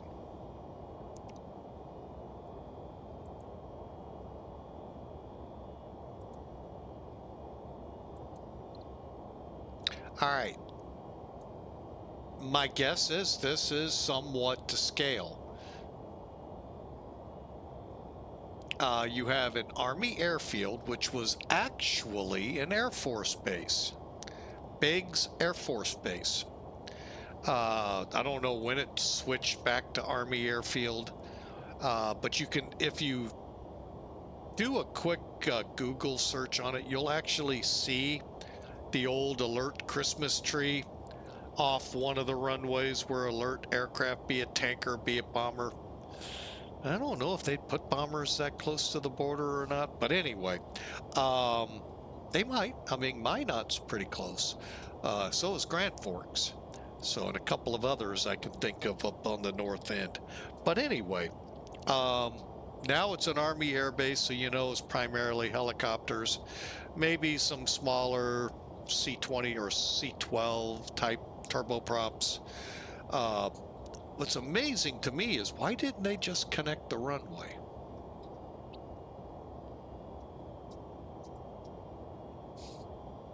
It could very well be, you know, getting the land and all of that, but that's how close they are, and it's kind of, wow, little amazing to me. Oh, welcome back, friendly player. But yeah, that is interesting how close the Army airfield is. It is literally that close, folks. I mean, like I said, you connect the taxiways, you got, probably that's why they didn't want commercial aircraft landing on it. So, oh, really? When did they come up?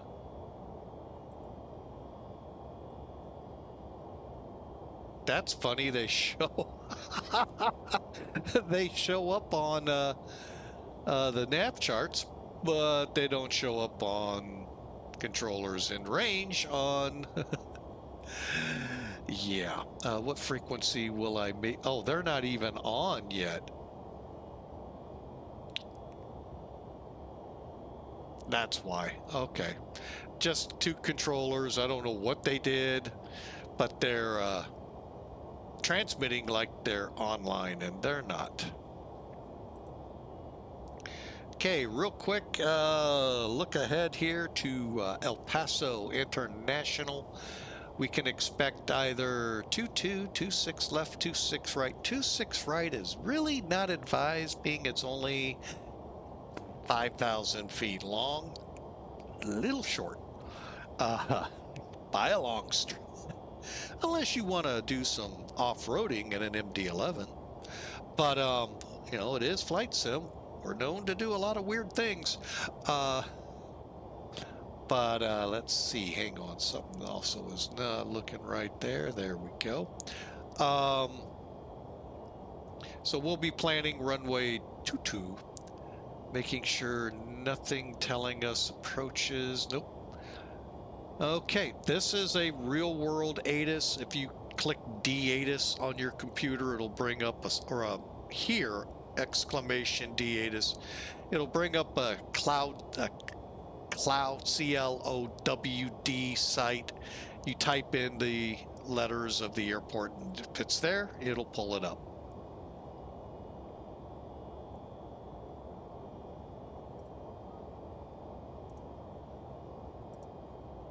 We'll get into the approach here in just a bit. The big trickiness to it is just that we're going to be turning in on a 4-mile final. Doesn't give us a lot to make, so we're going to make sure inbound to that turn point we're all configured, right altitudes, all of that. And then we'll turn in and probably have to hand fly it down. That's okay.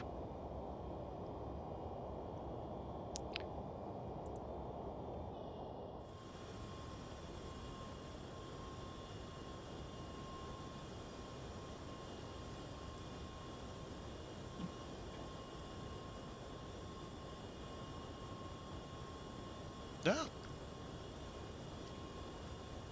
Some are still showing that weather up north, but trickling off as it gets out here towards, oh wow, that's Roswell. So, the infamous Roswell. We're back in the late 40s, early 50s. There was that mysterious crash with mysterious conspiracies that blew out from it.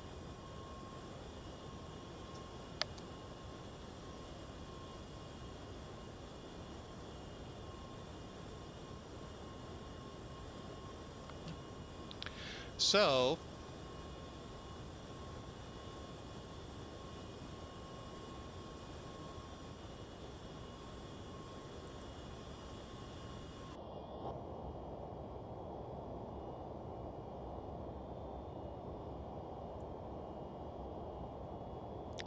let me see Elevate Tech again. Oh, now the weather's back. It must have just been in an update.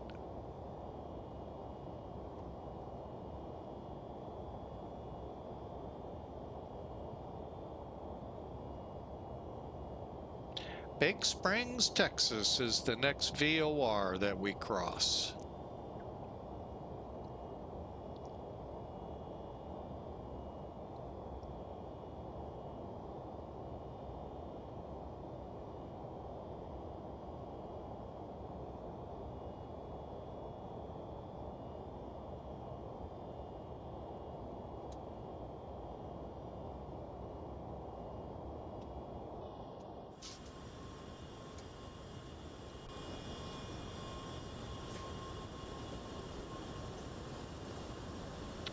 Absolute nothingness out here.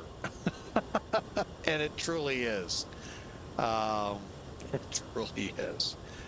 All the years I drove the truck. Whew. Pretty desolate once you get past the I-35 line from Dallas to San Antonio, going west, or even all the way up to Oklahoma City, going west. Welcome to the movies, the westerns we're so used to.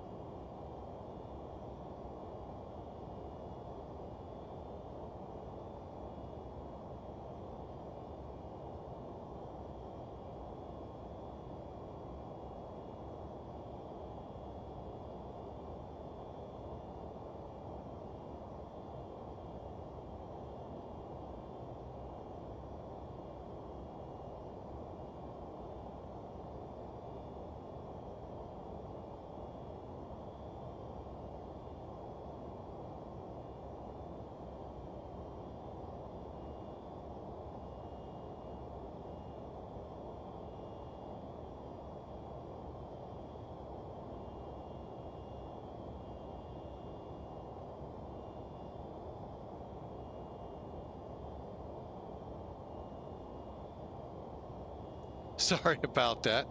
Top Gun and Maverick are obvious, but there are other movies that have come out.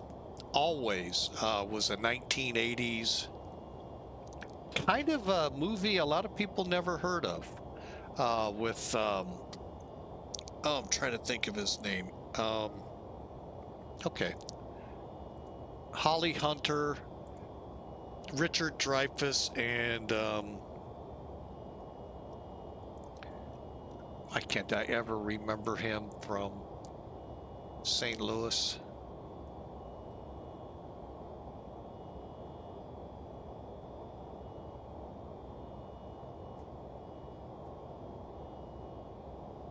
John Goodman. That probably also rates up there. It's a movie about airdrops. So, firefighting with the old water tankers, the World War II Catalinas, the A-26s. I'm a Republican. And I'm not ashamed to say that, and I'm also a Christian. So,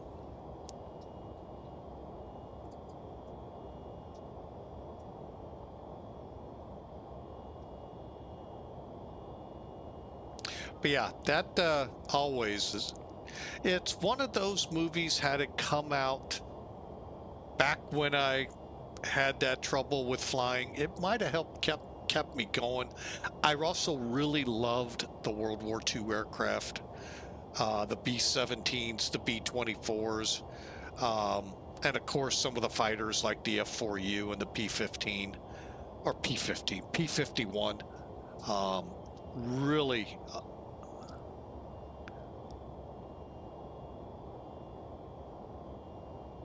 Oh, in Germany it's AFD? Okay. So, but yeah, those were the, if that movie would have came out, there's a chance, plus my firefighting background, there's a good chance it might have pushed me on to keep flying. Where it would have taken me, we still never will know. That's what God's plan's all about.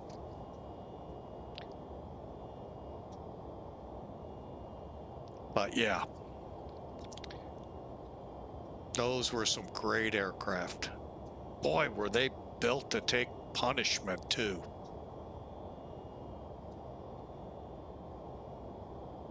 Seeing what some of those B-17s, the B-24 wasn't as rugged in my opinion, but still took a good beating before it came back. But the B-17, just an amazing the beating it could take and bring its people home. Not all of them, but boy, did they. Some of them were so miraculous. Ah, the B-1 and the, oh yeah, the Bone and the Eagle. Strike Eagle on top of it. Now, if you're talking today, militarily, you know, I kind of like the C-130. What a workhorse. And I actually still like that B-52, even though it's now somewhere in the, oh, it's well over 50. It's what, 60 years old now? Still going strong. But yeah, if you look at the end of the runway of Biggs Air Force Base, you'll see the Christmas tree for the alert aircraft, be it bomber or tanker, that was there. And oh my gosh. Speaking of which, okay, we're coming up on Biggs.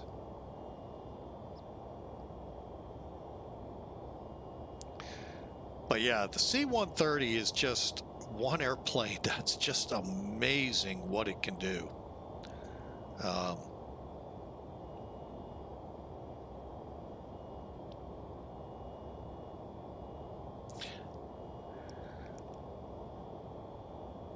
and is not a B-52 in age, but it's pretty doggone close. Same with the KC-135s. They're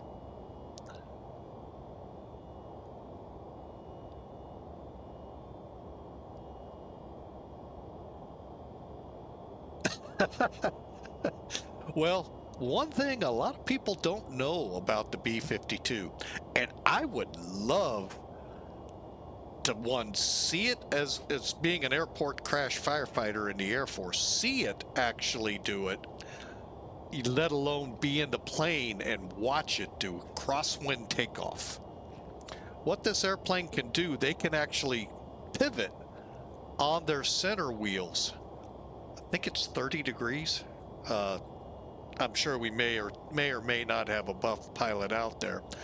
And they can take off like that. So instead of looking at your panel like this, you, the pilot, would be looking down the runway like this, going straight and having to fly the plane. Landing it too the same way. The C-5 had the same thing. And for a while they had troubles with, I don't know if it was troubles with the system, troubles with the pilots or what, but they got rid of that. That is unreal to watch. Like I said, being a crash firefighter in the Air Force, I would have loved to have watched that. Just once would have been enough, because, I've heard the horror stories of guys that worked with that command, and yeah, once would be enough for me. But to actually be on the plane and looking out, yeah. Or coming down in weather like that, oh my gosh. I gotta hand it to them, they're pretty good. The B-1's got some interesting things to it too, so, but nothing that fancy. But yeah. The one thing though I have put out and never ever got an answer.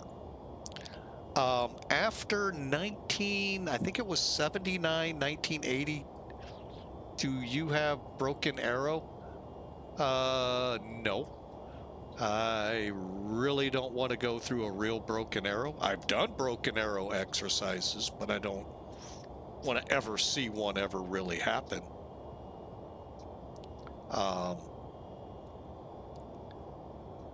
Oh, the game? No, I do not. This is pretty much all I do. I did dabble in BMS Falcon 4 and DCS, but it just really never was for me.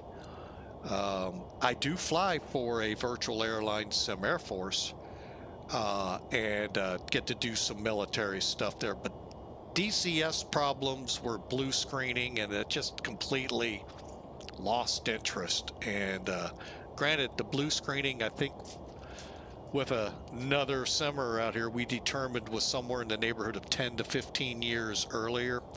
I have lost so much interest in that that I haven't come back. So,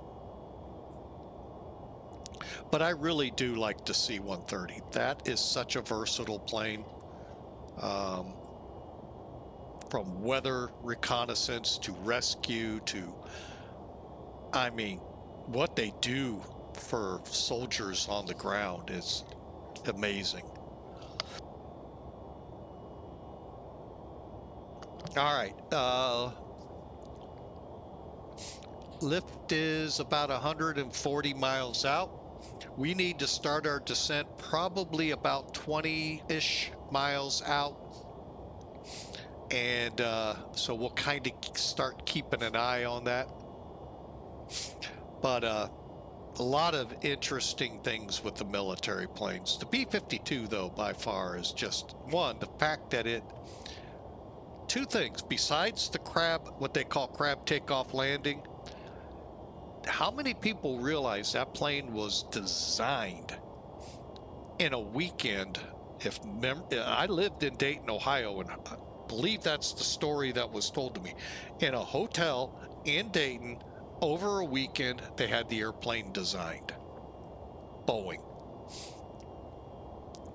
basically designed, oh God, I always get this wrong, either the B-47 or B-48, which was in service, and just a bigger version of it, because they were having problems with how they were dropping the bomb, and the exit maneuver they were doing was actually cracking the wing spars on it.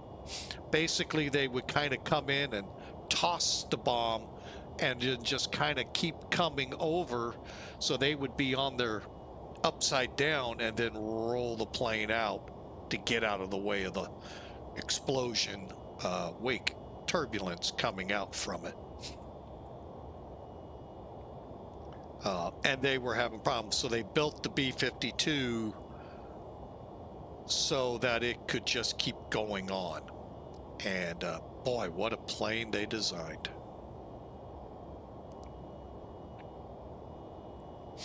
But yeah, that little C-130, boy, another one. Lockheed was behind that one. I do fly TOLUS. That'll be our next flight after we get on the ground here in Fort Bliss. I mean, El Paso. I have the A319, 320, 321s with TOLUS. I don't think I have any others. No. So, or do I? No, I don't. So yeah, that is a phenomenal aircraft in the flight sim world. And I also fly Zibo. And if you're in X-Plane 12 and you don't know what Zibo is, first off, shame on you. No. It is a free update, or mod is the word, to the 737 that comes with X-Plane 12. And if you have ever dabbled in PMDG's 737s, and I flew it a lot in FSX, it will blow your socks off, because it is, in my opinion, better than the PMDG. So yeah, I have that as well in the arsenal here, along with two of my other little favorites that I'll throw out every now and then, the Caravan and the Islander. I just got the Islander, so I'm still trying to get used to the little things about it that you just have to get used to with the plane. I don't know if it's just inherent things with it or what, but it's a fun little plane to fly.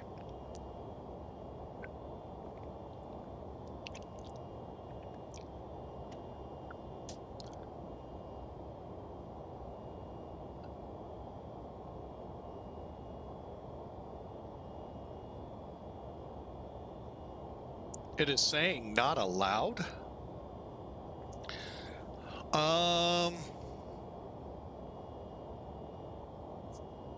Hang on a second. When was the last time? Because I know I had one here not too long ago say that, but I thought it was maybe something. And when did I fly that last?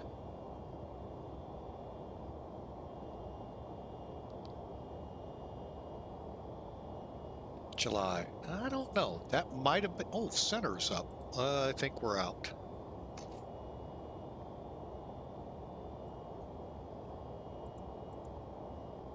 That or they're just not talking to us.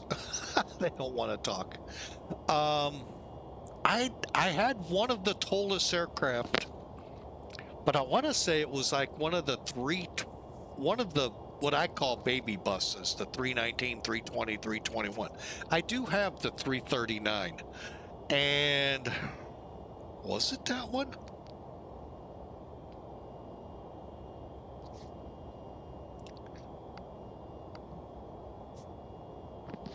I can't remember.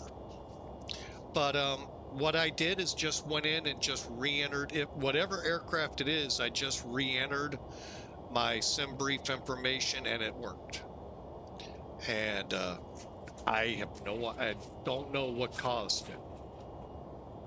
To this day, I still think it was just one of those things that happen. 96 miles, okay.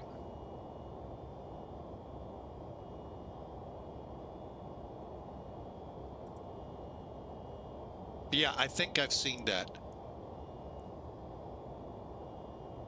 That is correct. You want to use the account number you find in settings. It's, I believe, all numbers. I don't think there's any characters to it other than numbers.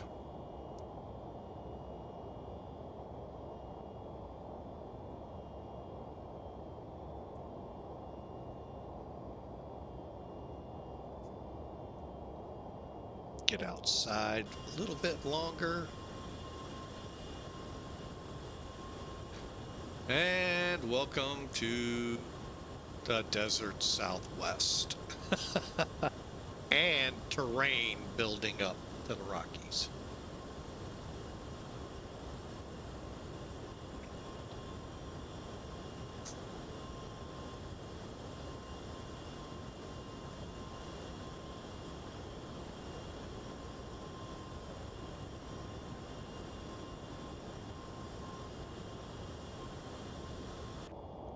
But I will have to put the A330-900 back on the line and give it a flight here.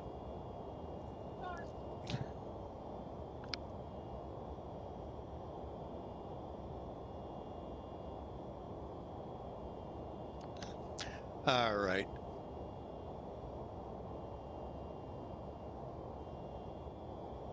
Still saying not allowed. Ay. Where is Tolis? I've got their, hang on a second.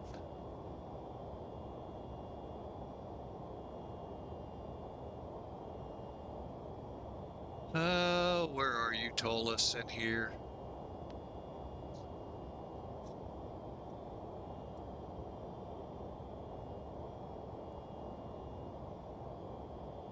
Let me just see if there's any.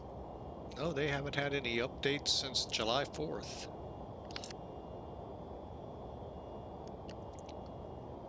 So yeah, I don't know what could be causing that.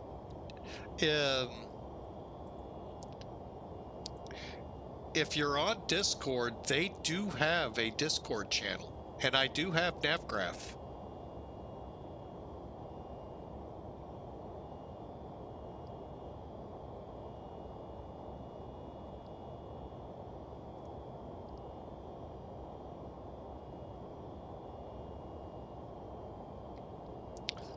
You could shout them something in their Discord channel and see what, you know, comes back.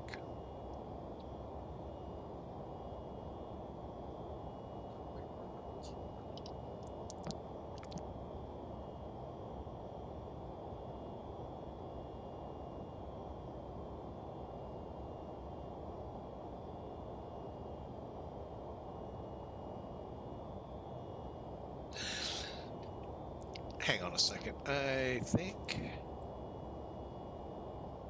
There we go.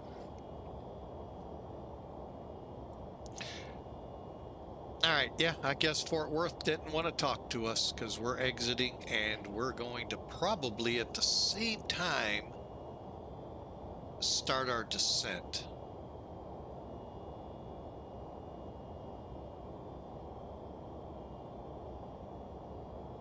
All right, let's look at this real quick. We got about 20 miles, and then I'm going to think about starting my descent. Hang on. Oh, I hit the wrong button. Hang on. There we go. So as we come out, we'll start our descent. Here is the Sammer 3 arrival. We're coming in via LIFFT. So you can see we're going to track to Kabul, Zatsa, Skimmer or Skier, Sammer, start, and this is where we'll start that little RNAV into El Paso. So you can see our requirements here. The airport itself is 3,900 feet above sea level. So pretty good ways up. The RNAV approach looks more like this. We'll start at SART at 8,210 knots. Now, that is the maximum speed. I plan to be slowing, if not to 180 knots.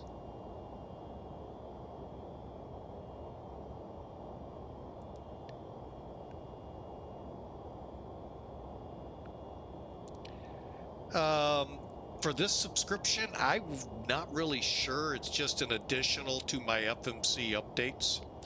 But we'll follow into KMEM, Coddle, and then Emol. I am going to be at 5,100 feet when we make this turn in. Good chance, I think I will be, and we got to be careful because we'll see runway 21 over at Biggs. So we got to be careful of which runway we line up on. The Army would not like to see us land over there. I love poking fun because Scott Air Force Base, where I worked in the military, other than an emergency from a TWA flight that opted for our airport instead of St. Louis Lambert, mainly because of the hospital, came in as an emergency. One of the gear was stuck up. So it happens. You wish it didn't, but it does. Other than that, you're not getting a civilian plane in back in the Cold War. It was a lot different than today. All right, so there you go. And then we'll be parking. We'll come down 1, 2, or 2, 1, what are we on? 2, 2, all the way back up. Cargo parking's up in here. All right, so that's what we got ahead of us. Do I know Epstein? Not certain. You talking about Mr. Stein or someone else?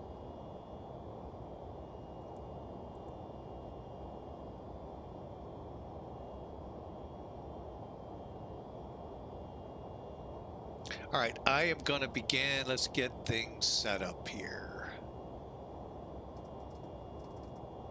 20,000's our first restriction.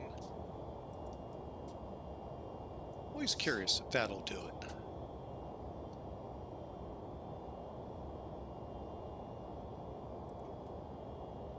That did not, but we'll do it this way. All right, let's get in here, get our takeoff numbers, or landing numbers.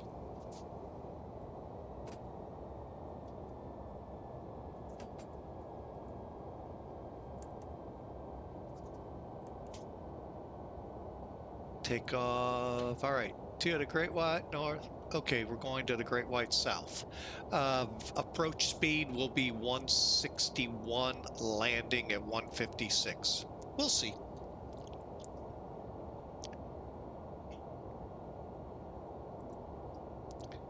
And real quick, 230 at 4, 10 miles clear, 3012, okay.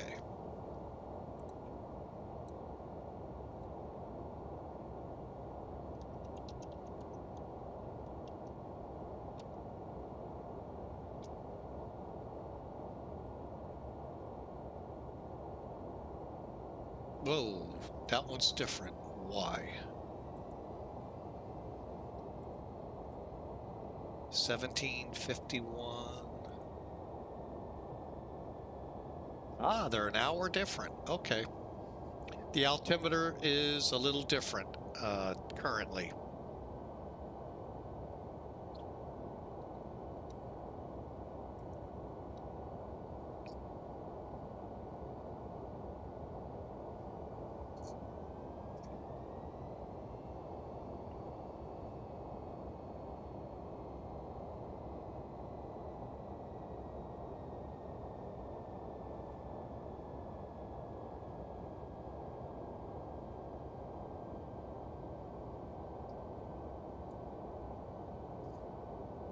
All right, why? Oh, we haven't gotten the lift yet. Okay, Kabul, VATSIM. Oh, we'll be at 20,000 for a little bit. Okay.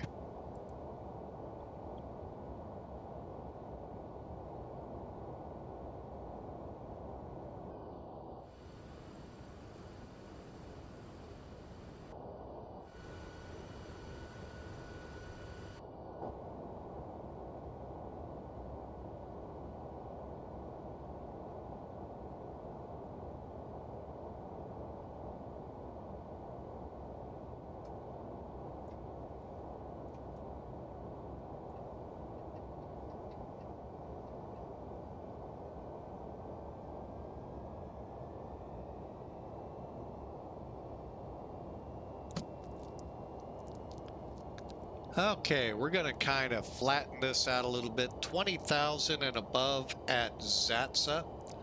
Then 15 to 20,000 at Skier. And then 9 to 10,000 at Sammer. 210 at SART. 8,000 feet mandatory.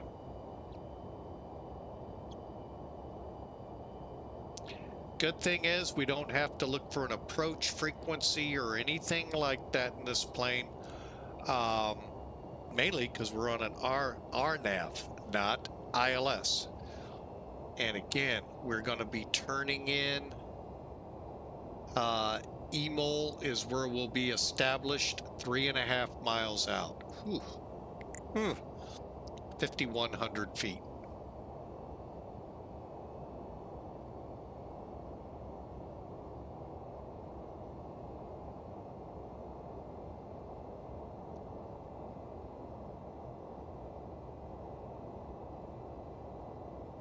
Oh, back from the ad.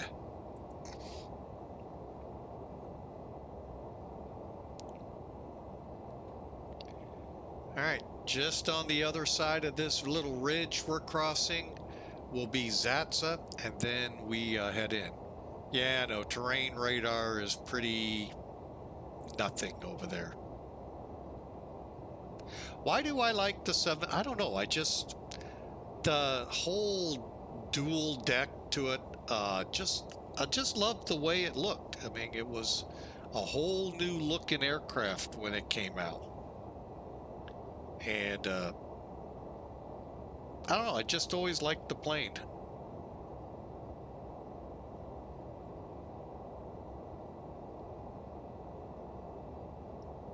Matter of fact, Friday, if everything goes as planned, I hope to be flying it for a substantial amount of time on stream.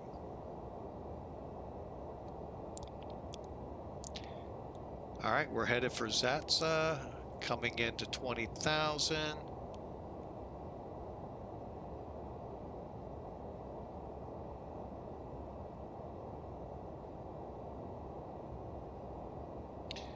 Definitely the double check here. It is currently 1:06 p.m. Central U.S. Daylight Time.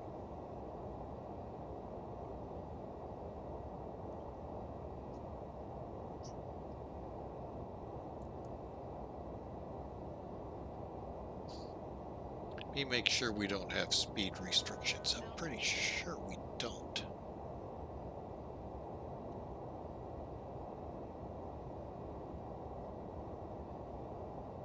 Nope, no speed restrictions. I'll start slowing us down at Skier to 250 and then cross Sammer at 250. Slowing to 210.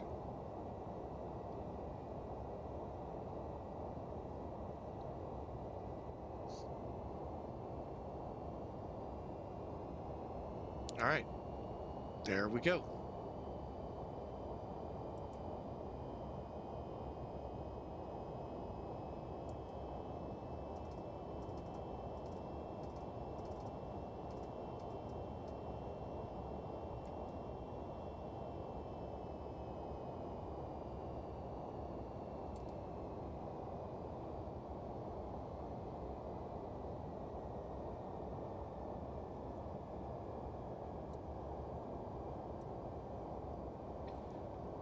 Okay, whoops, we need to go, no, there.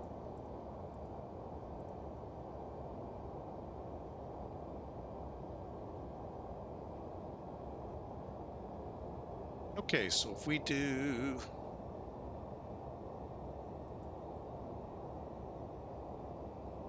I wish I could.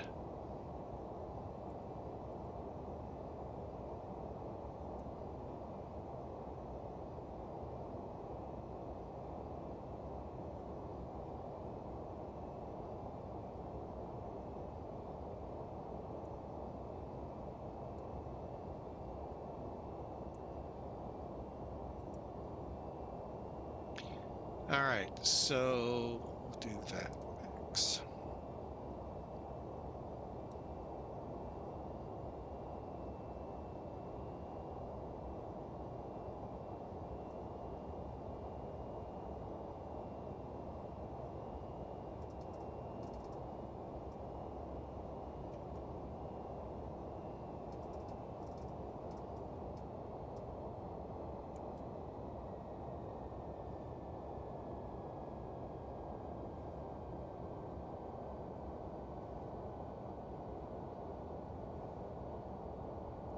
All right, and we'll see how this works.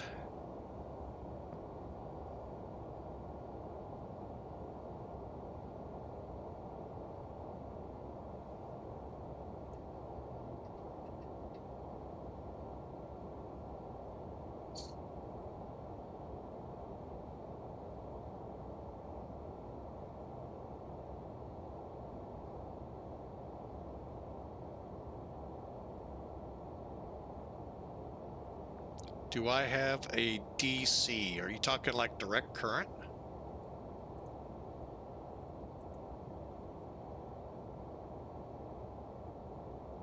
Oh, it's 8. Oh, Discord? Yeah. Here's the invite. Should have come up here a few times, unless I accidentally disabled it. All right, 18,000, 3020 or 3012.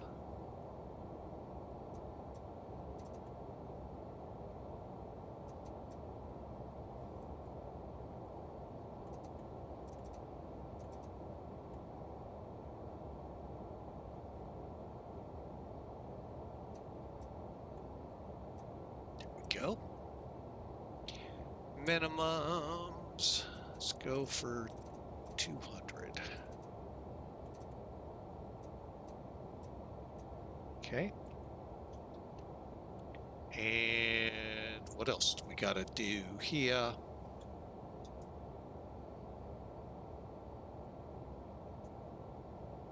Okay, de-ice is on, DH seatbelts. That would be a good thing. Get those partying FedEx employees back in their seats.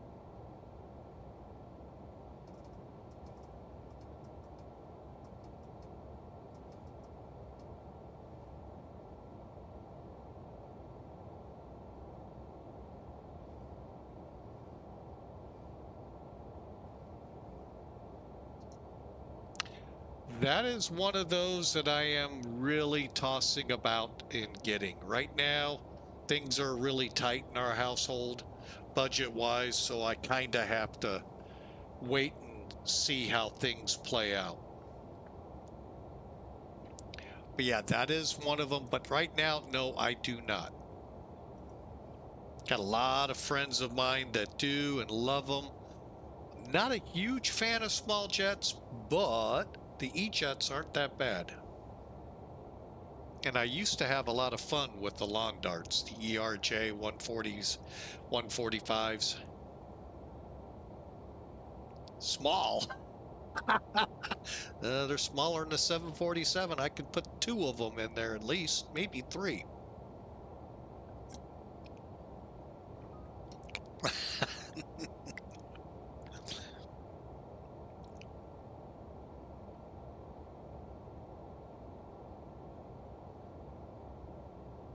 All right, we're headed for Sammer.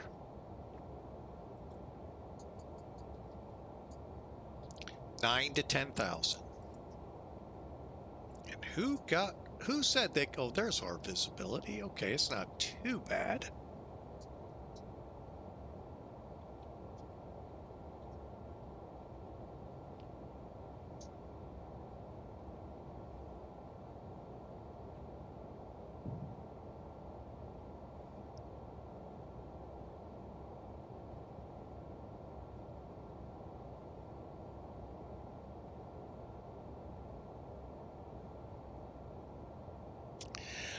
Ed, one of the streamers who helped me build the Discord channel, actually built the Discord channel pretty decently, loves memes. So you could put memes in there. Just don't be, just realize it's family oriented. So don't get too reckless, or I hate to have to go in and delete stuff.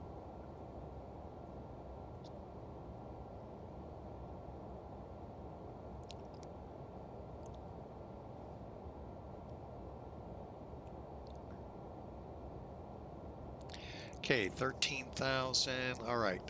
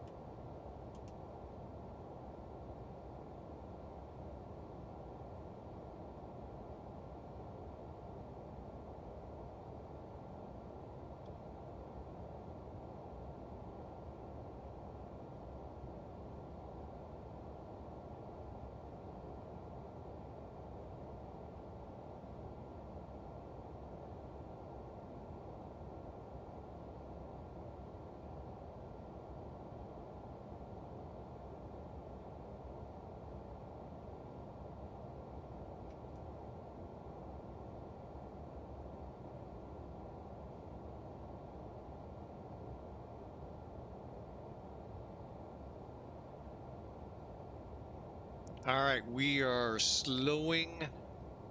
Lights are on.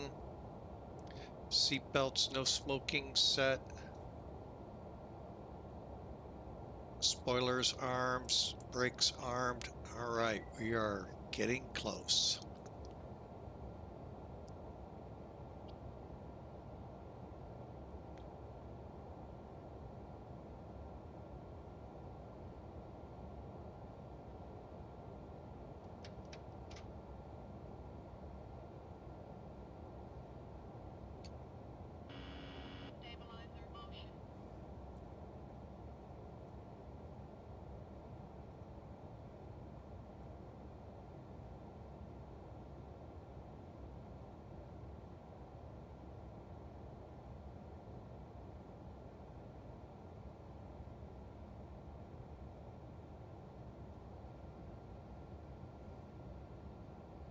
Okay, we got the slats out.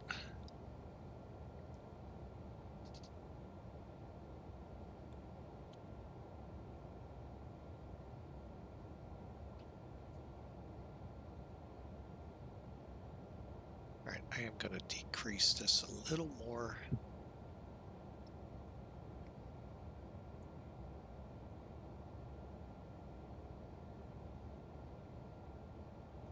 Then we're going to descend to 5,100 once we're there.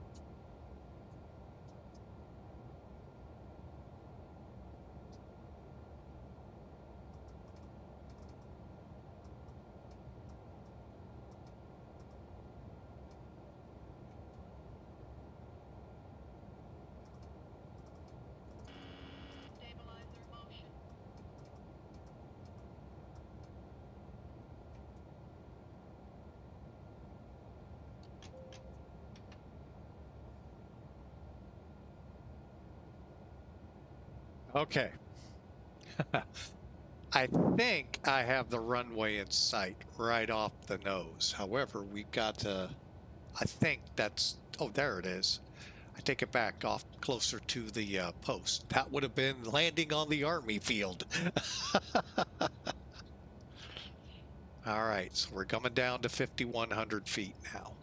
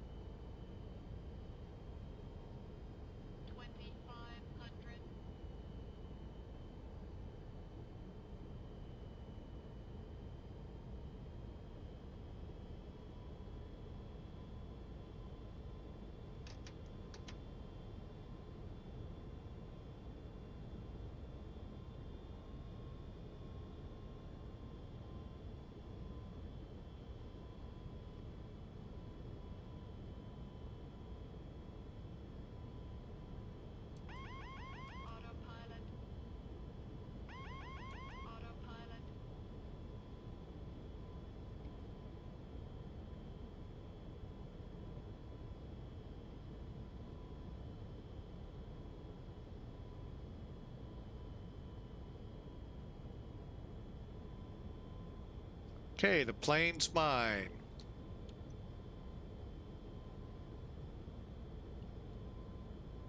El Paso traffic, I know I'm not on CTAF, but FedEx 811, 3-mile final, 422 on the RNAV.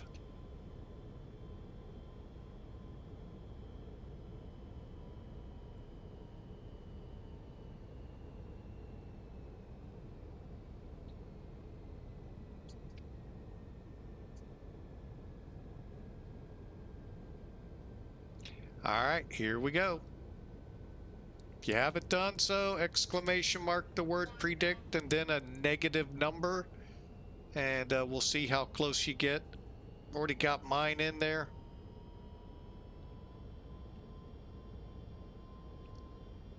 A little over, undershooting.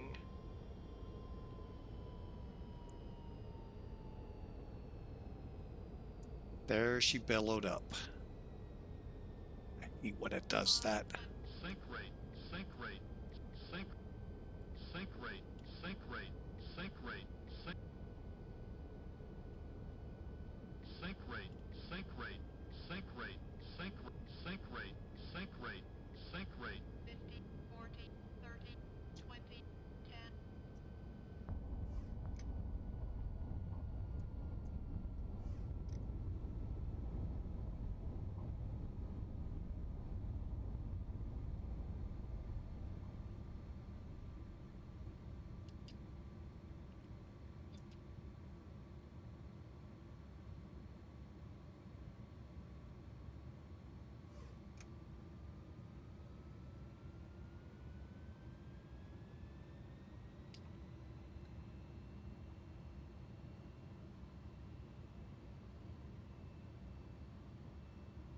Oh, I hate when it does that. Stops like on a dime and it's not supposed to. Let's at least get up to November before we taxi back.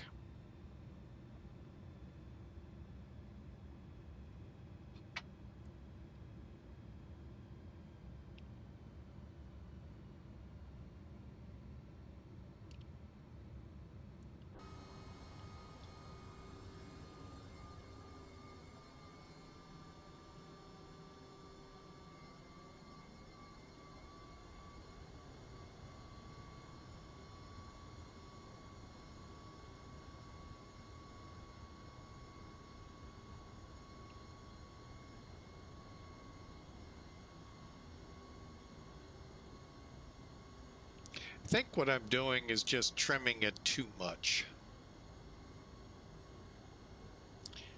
Then it gets set into its ways, and then I mess it up.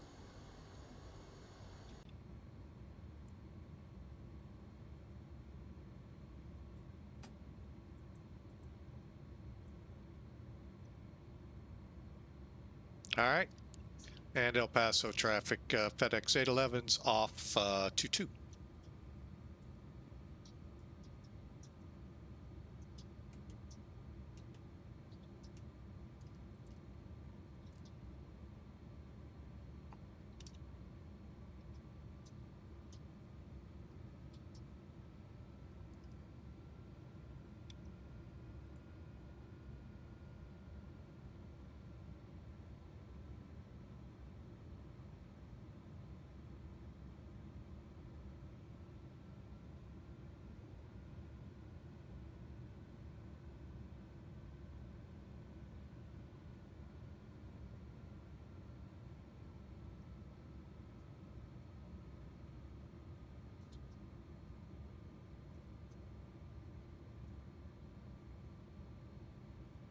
All right, all the way up to the top. We got to go Kilo 1. Is that Juliet 1? Are the entrances or exits into cargo? I want to do a real quick look.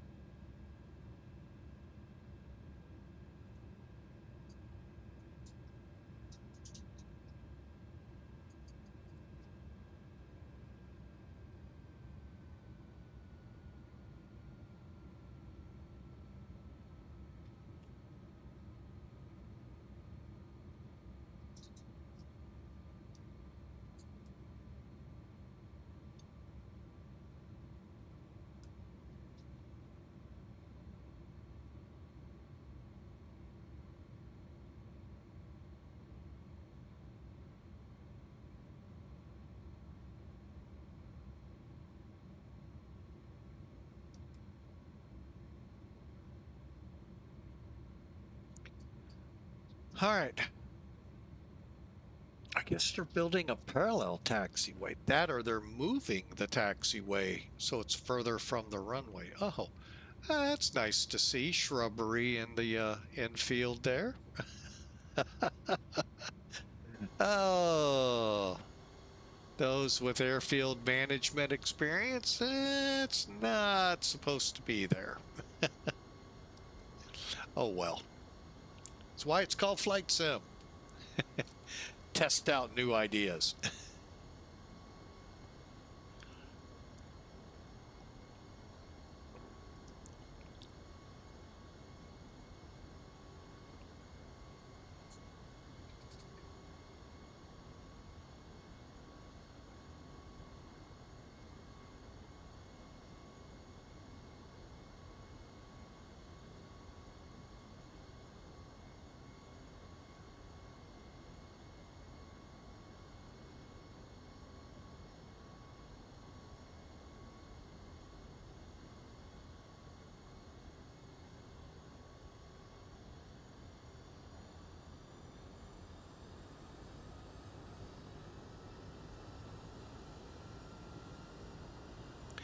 All right, folks, in a moment here, I'll let you know what's up next.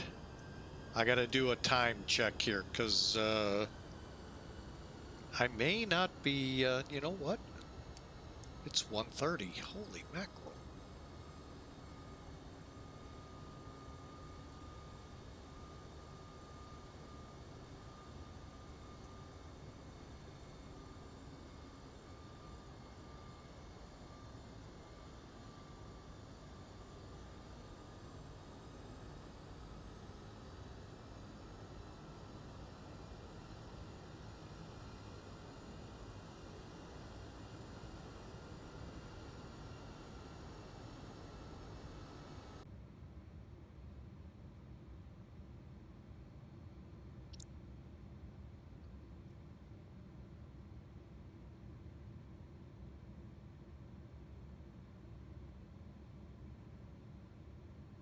This looks like a good spot.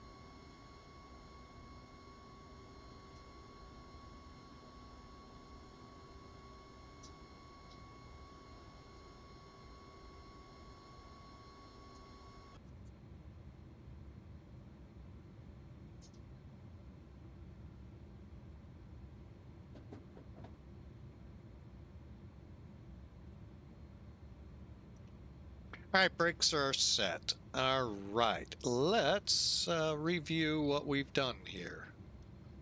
First off, let's get her shut down. Okay, flaps, radar, auto brake. I did turn the auto brake off. No, I did not.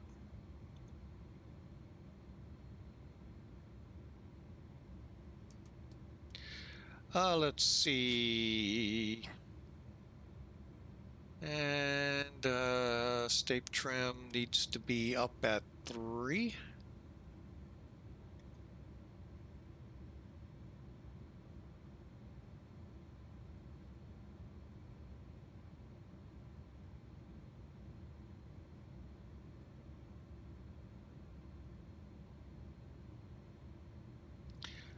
And after landing, exterior lights set. After parking, okay, APU's on.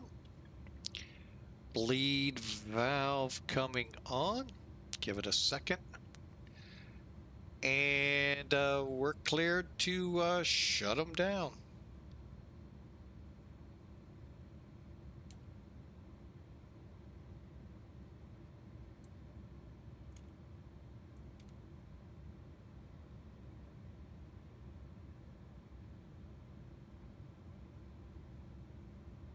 Okay, and following after parking, transponder seatbelts.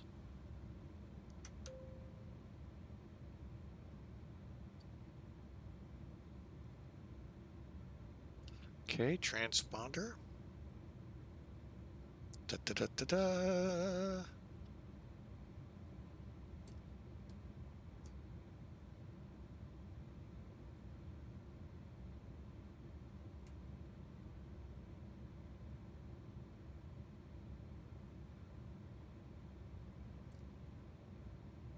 Okay, doors can be opened.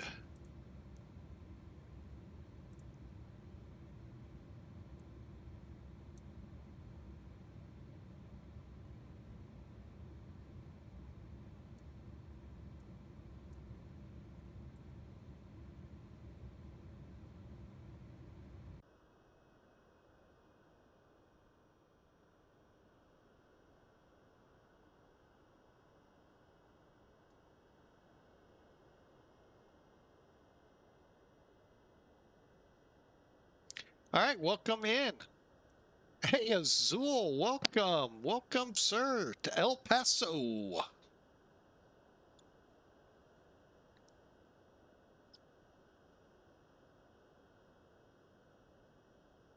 All right, let me do a quick, let's first get in here, turn that beacon off. Okay, all of that's turned off. Okay, get back. That's a really nice shot. Ooh, wrong way.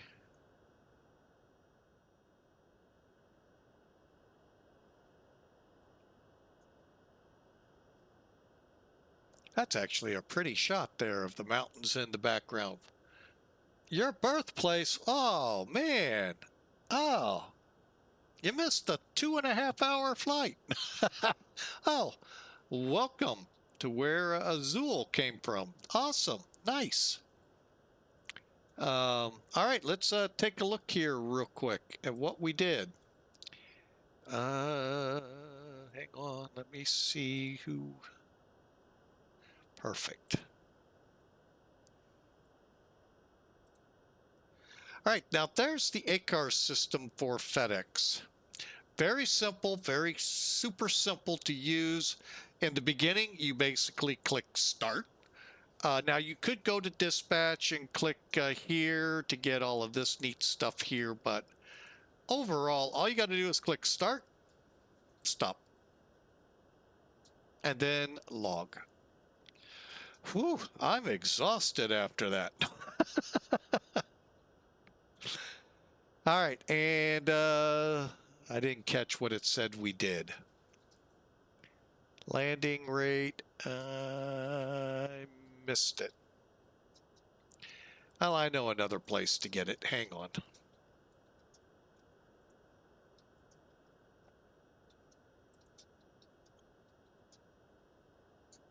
Oh, they got us at 741. Wow, Sim Toolkit was being nice. Woo, but only at 1G. How is that? You know, at 741 feet a minute, there'd be a couple of G's you'd think put on the plane. But you know, who am I? Well, let's look at Elevatech, shall we?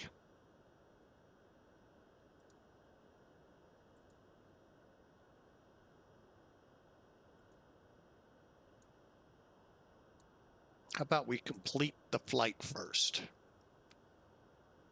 And again, that weather got, oh, so much closer to Memphis. Whether it gets to it or not, I have no idea.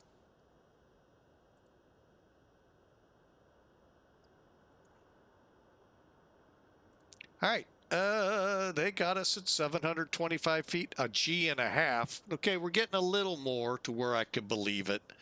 But yeah. Yeah, just came in and gave it a good thump, but boy, it sure didn't feel like that when you look at it.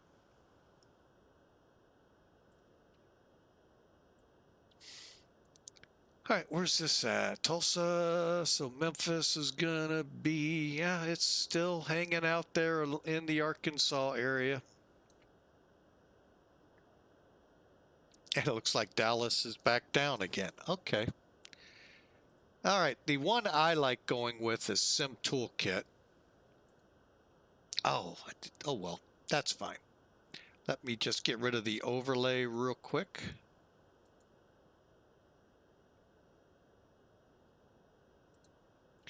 All right, they got us at 682 feet a minute, 166 knots. That's a lot of where the trouble was with my landing too fast.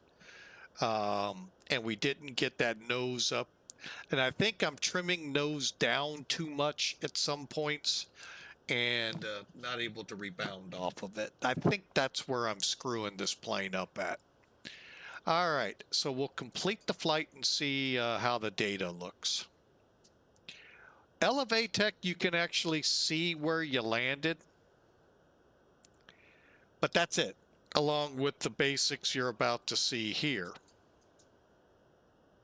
which you saw in the beginning. Well, maybe.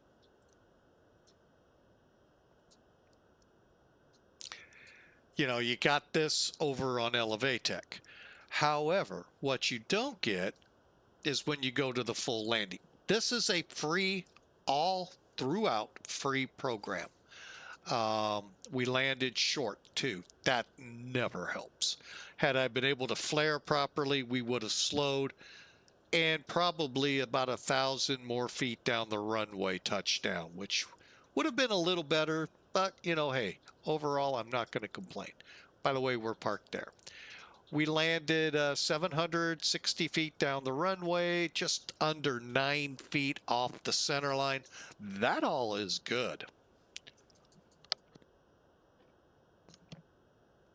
Looking at our numbers, we had the nose up 6 degrees, a little bit of a positive roll, trying to keep it on that center line. Overall, folks, the numbers look good. It's just We hit the runway a little harder than it says, but yet only did a 1.5 Gs. It's hard, you know, at that point, it's kind of hard to tell. Now, my problem with this was, which one's November? I think this one's November. I was planning to come off here, and yet we got stopped here. So something wasn't right in the calculations. So, and I wasn't doing them. I let SimBrief, I think, do it, and yeah. So anyway, good flight, fun times. All right, let me do a quick reassessment here.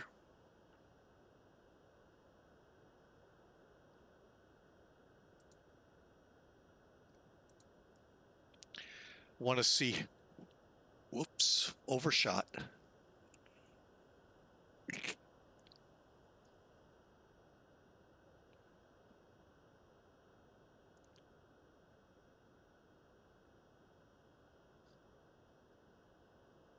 Yeah, I am not going to be able to do this second flight, and I am bummed. Just all out bummed. Yeah, I'm not going to have time. I thought we could slip it in before my gospel community meeting tonight, but not going to be able to. So, you know, we're just going to have to end on this note. It was a good flight. We had a great crowd. Would have loved to have today flown from Asheville to Sanford, but the timing is just going to be too tight, and it just won't happen. It just would be too tight, and I don't want to put the stress in on us. So you all enjoy. Hey, get some rest, because we are still, as of right now, a go for Friday's flight. And yes, those of you that have visited the schedules, live schedule in the Discord channel or the live schedule or schedule here in Twitch, that's not a typo. We plan to get out and at 6 a.m. in the morning. That's my plan. And if we get off a little later than that, we'll be okay. We've got a across the pond flight for you planned from Frankfurt to JFK. As Azul says, great place to park it. El Paso. I guess that's I-10 behind it. I don't know. Or maybe something similar. I don't know. It's been one or two times I've been through El Paso, and I can't remember much of any. Heck, I didn't know Biggs was right across the airfield. So, all right, so you all have a great night. We'll see you Friday, bright and early. 6 a.m. departure is what we're planning. And like I said, it's about an 8-hour trek from Frankfurt to JFK. Hope you all can join us. It'll be in, of course, the 747-200 Clipper action. So we'll see you then. For now, hey, be safe. Enjoy the rest of the week. And if we do get time, we'll try to do a flight during the week, but I'm not certain. It's kind of a little bit of a build up to that. Hey, Azul, we'll see you, and hope you have a fun stream coming up, and you all have a great night. God bless.